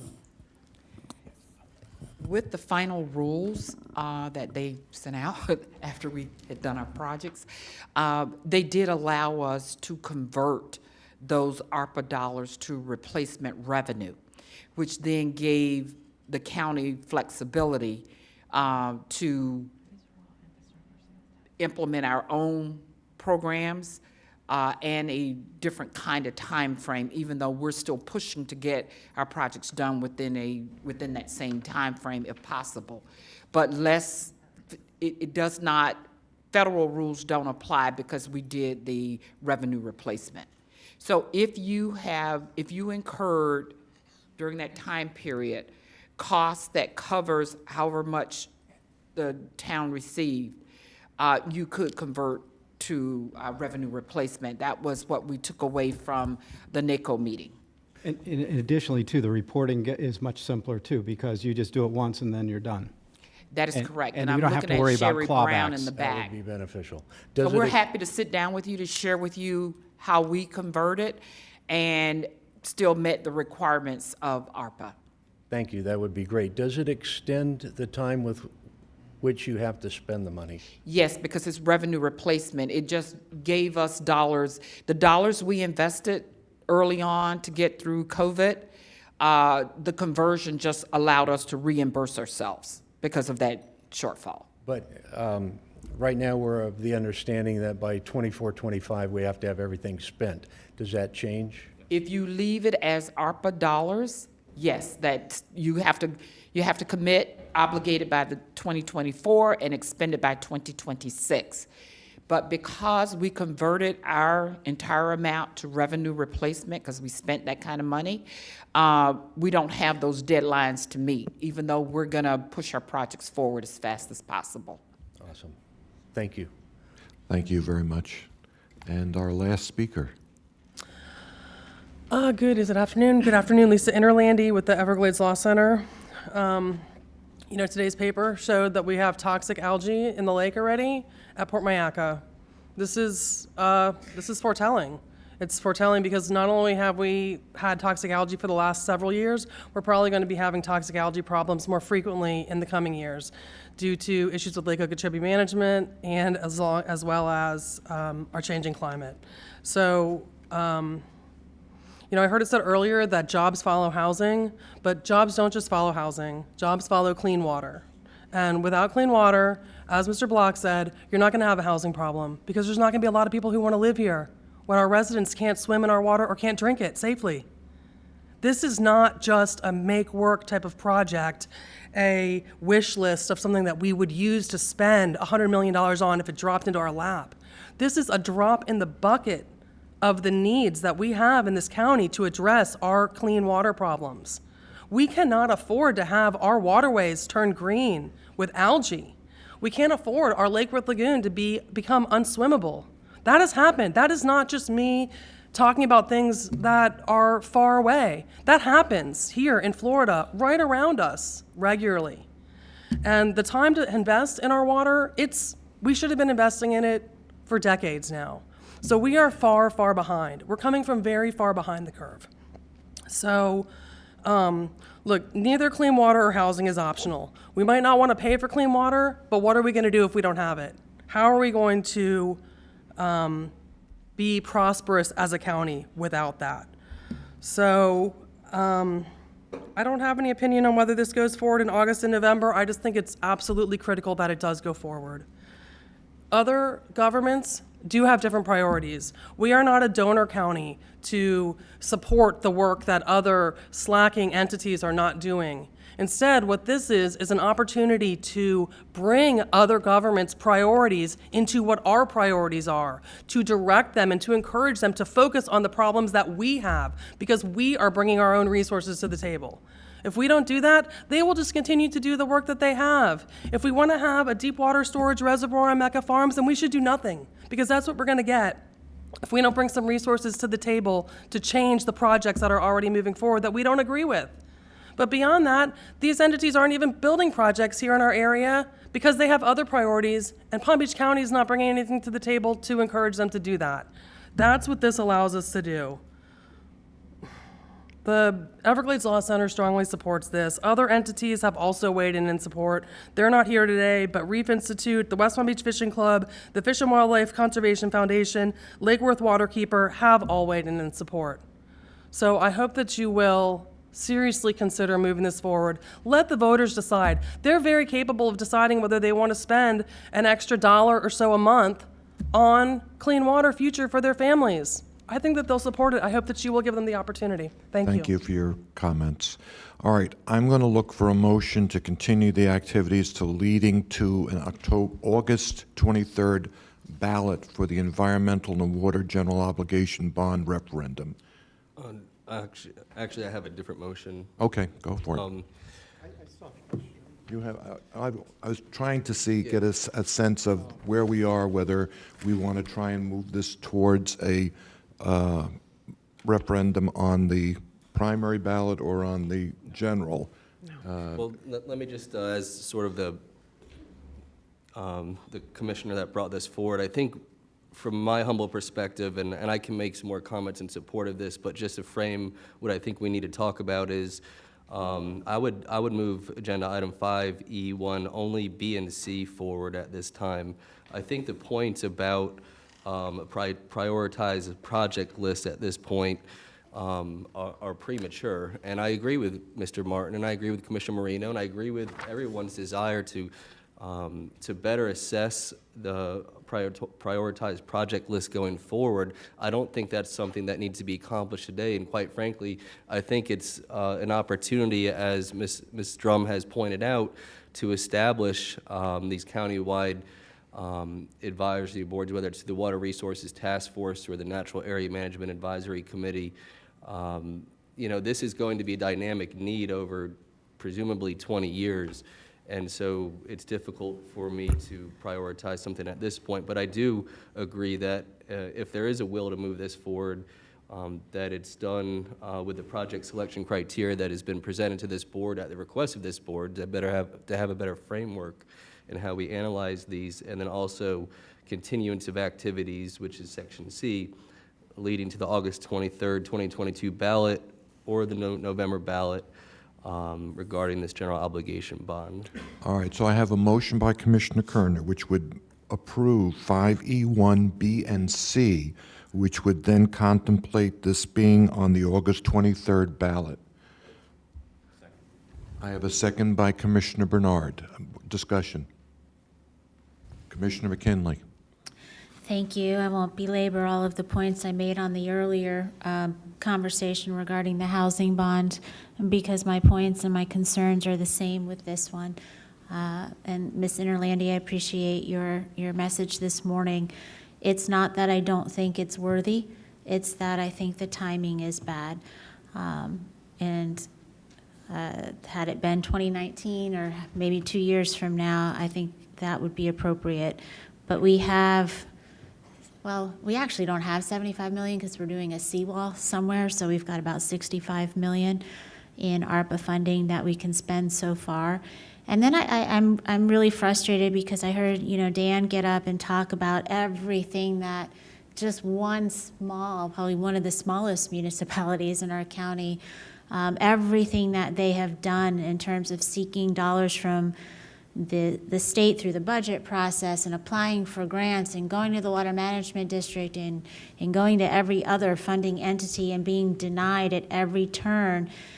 Yet, I don't hear the cities complaining about leadership in Tallahassee doing that. I don't hear the FWC Foundation complaining. I don't hear the Sierra Club complaining. I don't hear the Lake Worth Waterkeeper. I don't hear the Everglades Law Center. I don't hear the Everglades Trust, the Everglades Foundation, the Everglades Coalition, and all the other different entities they have. When all of these funding requests are vetoed, or the grant applications are denied, or there's $500 million to spend statewide and not one penny came to Palm Beach County, nobody is complaining to the governor. Nobody is complaining to the legislature after these vetoes and these denials take place, and yet here we are at the county saying, well, we couldn't get it anywhere else, so you go and ask the taxpayers to fund $100 million. I think that we should put a full frontal attack on all of these denials and these vetoes and draw some attention. If DEP is telling a city that their water is impaired and they're going to have to charge homeowners $26,000, and they're saying, and I know that there are some wealthy homeowners in Lake Clark Shores, but there's also a pretty large contingent of workforce housing communities in that area. If they won't even accept or support one of your grant applications, I think there's a disconnect and there's a problem there that our legislative team and all of us up here as elected members and advocates for Palm Beach County should be addressing, and all of the other entities that Ms. Interlandi just drew to our attention that support initiatives like this. And we should all be joining hands together and fighting back on Tallahassee, because we send those tax dollars up, and those tax dollars should come back here. But I can't support this one for the very same reasons I couldn't support the housing one at this time. Thank you, Commissioner McKinley. Commissioner Marino. I will echo Commissioner McKinley.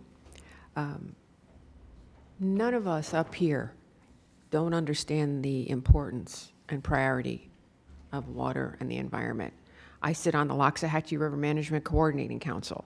I sit on the Palomar Water Control District. My second vote as a city council member in the city of Palm Beach Gardens was on Avenir, and the only reason that vote was successful was because we put 2,400 acres into conservation that connected 100,000 acres of water flow.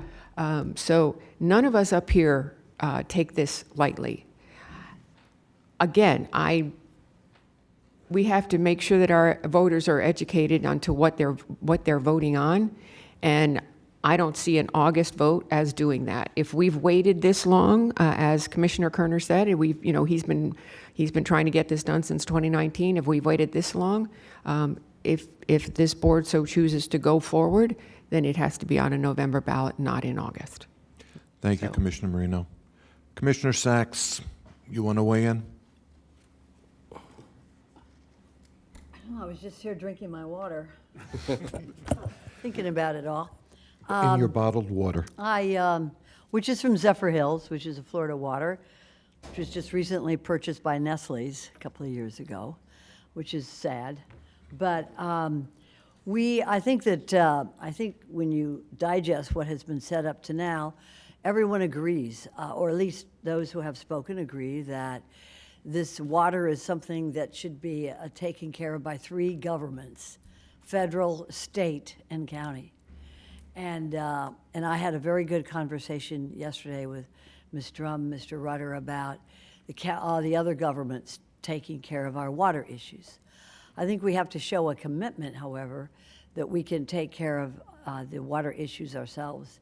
If we don't need to compound the vetoes by the governor or the lack of legislative support either on the federal level or on the state level by not doing anything ourselves. I think that if we have a water crisis, we need to take care of it locally. And we need to be a little stronger when it comes to advocating with our federal legislative group as well as our state legislative group to match these funds. So I think that I would support a bond issue. I would support working with our taxpayers to see if this is something they want to do. I hate to take away a possibility of a vote by taxpayers. Let's see what they want to do. If they don't want to do it, they don't vote for it. But to remove that possibility of giving taxpayers an opportunity to vote on something that is as important as water, I think is really not, we should not do. Commissioner Sacks, just to clarify, are you in favor of this being on the August 23rd ballot? I do. Okay, thank you. Okay, Vice Mayor, it's on your shoulders. I do not support this being on the 23rd ballot. That's a non-starter for me as well. I think the objectives of what is trying to be accomplished on this bond are something certainly that I am very supportive of. But I'm also very concerned about the additional burdens that we're going to be asking the taxpayer. And there is still, we have allocated $75 million of ARPA dollars that we have still yet to spend. We have not looked at that list and said, do we need to reprioritize any of these projects? The list that we were given, again, they're aspirational ideas, but they're not projects. And I think there needs to be more work done. If we're going to spend $25 million on septic to sewer, I'd like to know where that's going to go. If it's going to go to Lake Clark Shores, how much does Lake Clark Shores need, and will that deliver, what result will that deliver? I think there needs more time on that. But most importantly, there's $55 billion coming from the federal government, specifically directed at water. My last calculation, Palm Beach County is about 1.5 million people. So that's just a little less than 0.5% of the entire population of this country. So if we divide this up and take our fair share, that's over almost $275 million. And I think there needs to be more work done in determining what we can expect to be getting what's reasonable, and that needs to be factored into all of this. Because that money has been allocated, and it is coming. And that, to me, is the biggest elephant sitting in this room right now, because we have no information about it other than, what we pulled down. So I have no problem with this continuing to work on this, but I have certainly will not support it being on the August primary.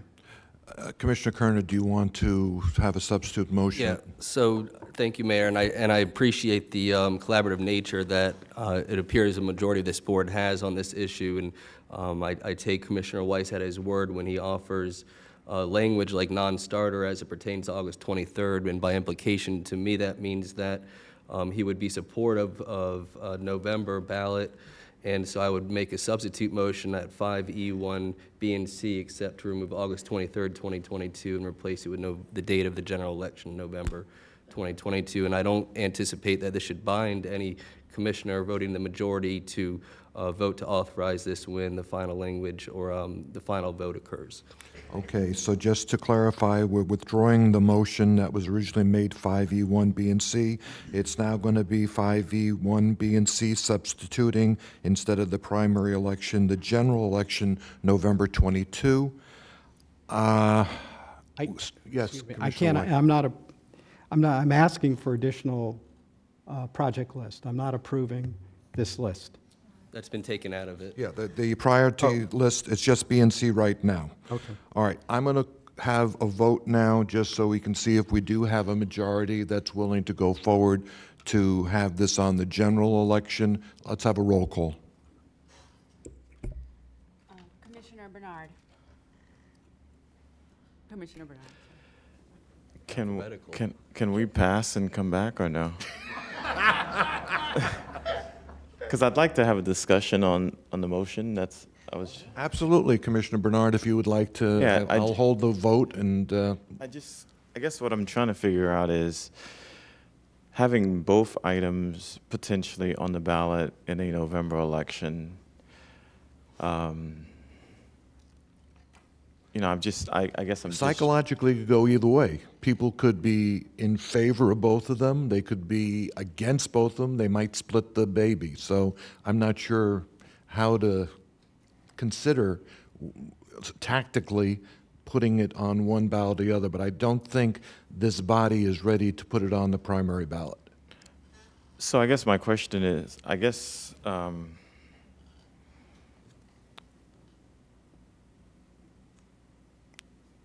I'll make a substitute to the substitute motion. One more bite of the apple. So my substitute motion would be for us to vote on both of them at the same time when we bring back the, if it's going to be potentially the November election, let's vote. My motion would be for us to decide both of those items at the same time. Are you saying you want to table this until we make a decision on the housing bond? We could do them all at the same time. All right, so we have a motion to table. Commissioner Kerner. I don't know that it's necessarily motion to table. I think what Commissioner Bernard's vision anticipates is precisely what this process allows, which is ultimately we're going to have to vote on the merits of each bond proposal at the appropriate time, which if we're shooting for November, presumably these would both come back at the same time for a final vote. Is that fair to say, Patrick, or County Attorney? Yes, you've got the bond language that we have drafted. We would need to bring it back to you. I'm just talking about this bond, just for the time being. And we would need to bring it back. The board would have to adopt a resolution to place it on the ballot. So if that was the board's pleasure, following Commissioner Bernard's thought process. So just trying to create a spirit of cooperation here, I totally, how passionate I am about I'm being very flexible here, but a motion table I don't believe is debatable. No, I think it's a motion to postpone and reschedule, something like that. It's just doing what we're trying to do, which is move it forward to the next vote. That's really all it is. It wasn't clear whether, if you look at the way that this is worded, whether you guys are just saying, we just want to go to step 2 at this point and agree on a November or whether you just want to delay the entire vote, postpone the entire vote until you also consider the housing bond. Well, that's what we're trying to figure out because Exactly. this motion was, we were going to put it on the ballot in November. Right. I don't agree with that. So that's what That's what was not clear, guys. It was not clear. So can I finish my thought, Mayor? Because I think I'll bring it in Yeah, for I mean, landing. I'm being very flexible Thank you. here. So we have an obligation to vote, I think it was listed as May 7th or 8th or something like that. If we were going to put it on the August ballot, we had to have it approved by then. Well, now we're fast forwarding to November, so the timeline will move up a little bit. What I'm trying to say is that there's another bite at this apple, and if you at that time, Commissioner Bernard, feel in your due diligence that you can't support this initiative over the housing and you have to be the swing vote, I certainly understand that. No, that's Commissioner, that's the reason why I thought we were voting today to put it on the ballot for November today. That's the reason. I didn't think that we had another bite at the ballot. It's just to confirm continuance of the activities leading to it being on the November ballot. We will have another vote one more time when this is firmed up.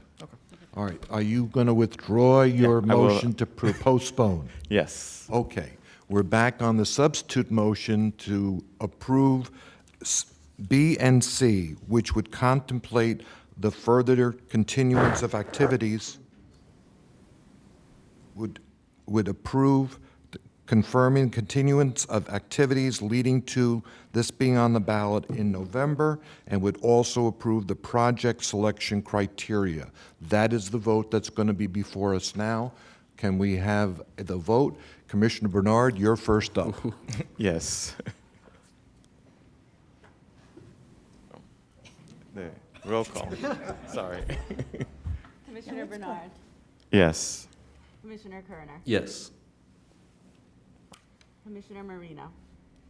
Just to clarify, I don't know why you'd have to clarify that motion. no. No, you know what, give it a rest, folks. What we're doing today is not saying it's going to be on the ballot. What we're doing today is just continuing the discussion in hopes of it being on the ballot in November for whoever wants it on the ballot. That's correct? Confirm continuance of activities leading to. Means they're going to bring back the ballot language for us to Correct. approve. Correct. So at this point in time, we're not approving ballot language. You're going to bring that back to us. Correct. I will say yes to move this forward. Commissioner McKinley. I'm a no. Commissioner Sacks. Yes. Vice Mayor Weiss. I'll allow this to be moved forward with a yes. Mayor Weinroth. No. Okay, so that's 5 aye and 2 nay. So we have agreed that we're going to continue on with this a little bit longer. All right. Any more discussion? Seeing no more discussion on that, let's see if we can't finish up our agenda here. I'm going to take board appointments, starting with Commissioner McKinley. None. Commissioner Marino. None. Commissioner Kerner. What are we on, Mayor? Sorry. That's no problem. Commission district appointments. None. Okay. Commissioner Bernard. I do have an appointment, and I don't have the paperwork. I think it's Martin Klein to, I'll do it at another time. Okay, very good. Sorry. Commissioner, no problem. Commissioner Sacks? No. None. Okay. Moving on in our agenda, staff comments. Administrator.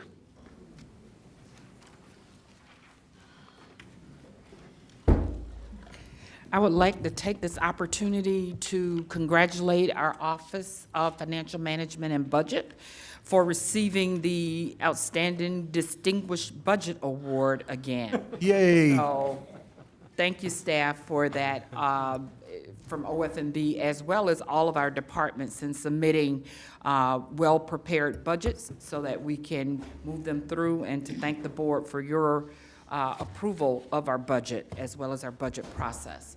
I'd also like to recognize Ali. I did see him in the room. the Water Utilities Department for receiving an outstanding award from the state for our operations at our Water Utilities Department. So congratulations to Ali, along with his staff at our water utilities, the men and women that work really hard to keep our water safe and our sewer processing properly. Thank you. Thank you, County Administrator. County Attorney. All right, let's move on. Commissioner comments. Commissioner Sacks, you're up.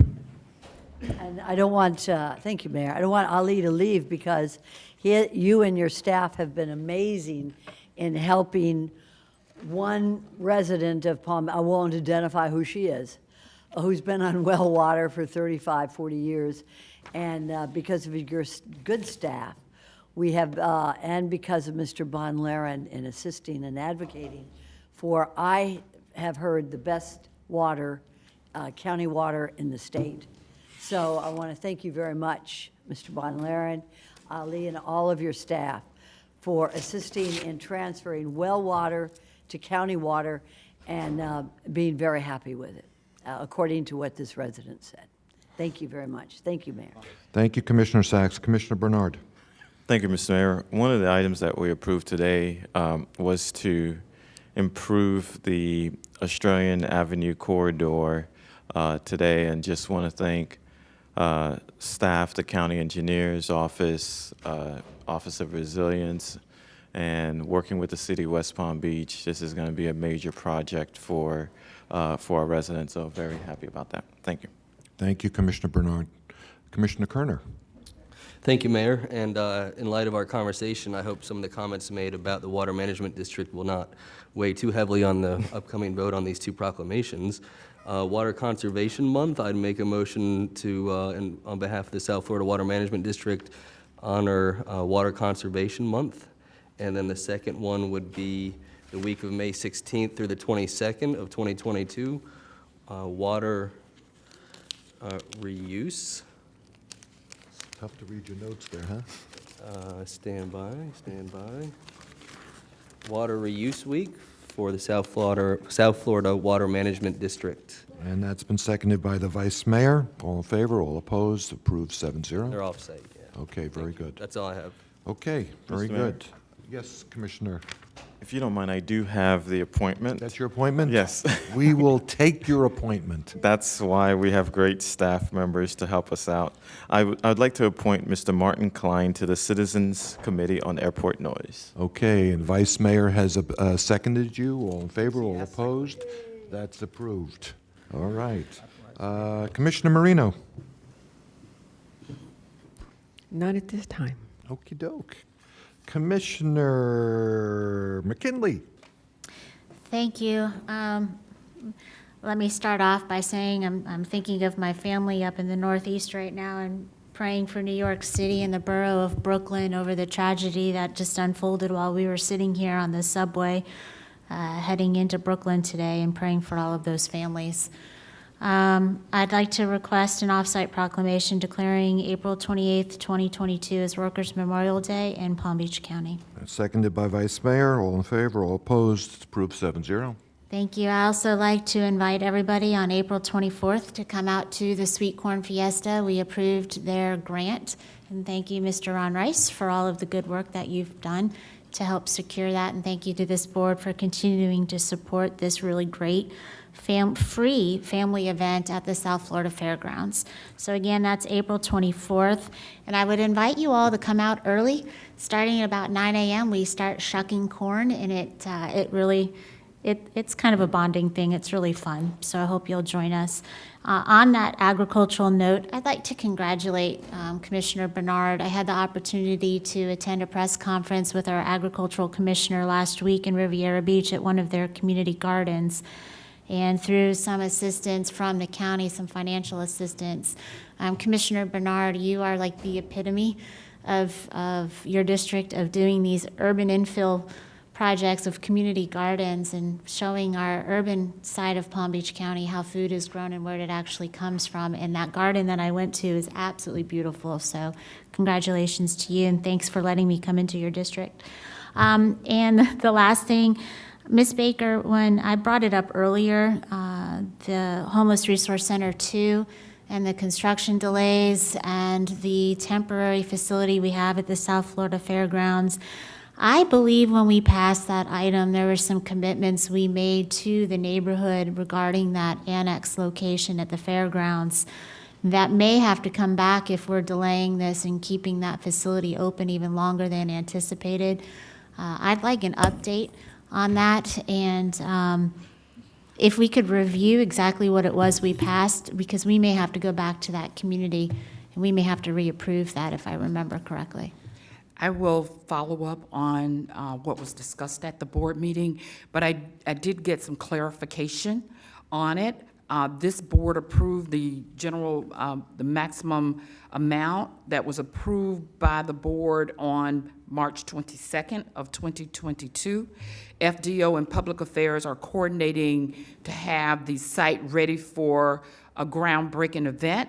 We anticipate that occurring the end of this month, early May of this year with the groundbreaking.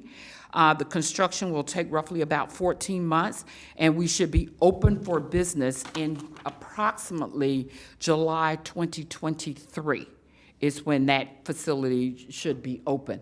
But please, those are estimated timeframes. We all know that materials are difficult sometimes to get, and so that may delay it. One of the problems with the HRC, and we're just getting to the point of groundbreaking, was we were challenged in court. And so we had to go through that process and get it settled with the community to continue to move forward. So we are moving forward. We do anticipate, as I stated, a groundbreaking ceremony because this board did approve it, the contract in March of this year. So we anticipate that happening end of this month, early May. And then it possibly, we're estimating it's going to open July of 2023, but we will go back and look at that language, and if it's something we need to bring back to the board to make that modification, we will. Further, the cottage homes, the West Palm Beach Housing Authority has completed the design, obtained the permits, and it is currently going through the contractor's selection process for our cottage homes. We expect groundbreaking this summer of 2022 with an opening for operations in August of 23 if things flow properly. Okay. On the HRC2, we put together a neighborhood advisory committee for that. I'd like to make sure that we have their blessing on the delays, that they've been notified, and maybe even have them take a vote that they're okay with that, because we made a commitment to them. I think we were supposed to be out of there by the end of this year. Yes, Tamia Ayala, Director, excuse me, Director of Facilities Development and Operations. Commissioner, we do meet with the committee from the neighborhood every 2 months, more or less. They have been kept abreast of the development. We do the same for HRC2, the new facility. We do that for the annex, and we continue to meet as well for the one in Pahokee. So. Okay. I just would like to see a letter of support and acknowledgement on behalf of that HRC2 Annex Committee. Make sure they're in the loop on it. Do so during the next meeting with them and request their confirmation. Thank you. Or at least their acknowledgement that we've shared that information with them. Thank you, Commissioner. Vice Mayor? Thank you, Mayor. On behalf of the mayor, I'd like to request an off-site proclamation declaring April 15th through 21st, 2022 as World Creativity and Innovation Week in Palm Beach County. I have a second by the Commissioner Kerner. All in favor, all opposed, show that as approved 7-0. And then on behalf of District 2, I'd like to request an off-site proclamation declaring April 24th through 30th as the National Crime Victims' Rights Week in Palm Beach County. And that's also been seconded by Commissioner Kerner, and it's approved 7-0. And that's all my comments today. All right, I'm going to make them quick because a couple of us have a meeting coming up with the TPA, but I just want to say that this has been, you know, a tough meeting because we understand there are needs out there for housing and water and environment, but we also know that our residents are looking for us to be judicious with our spending, and we certainly understand that, and we are working to do all things for all people with what we have. So on that note, we are adjourned.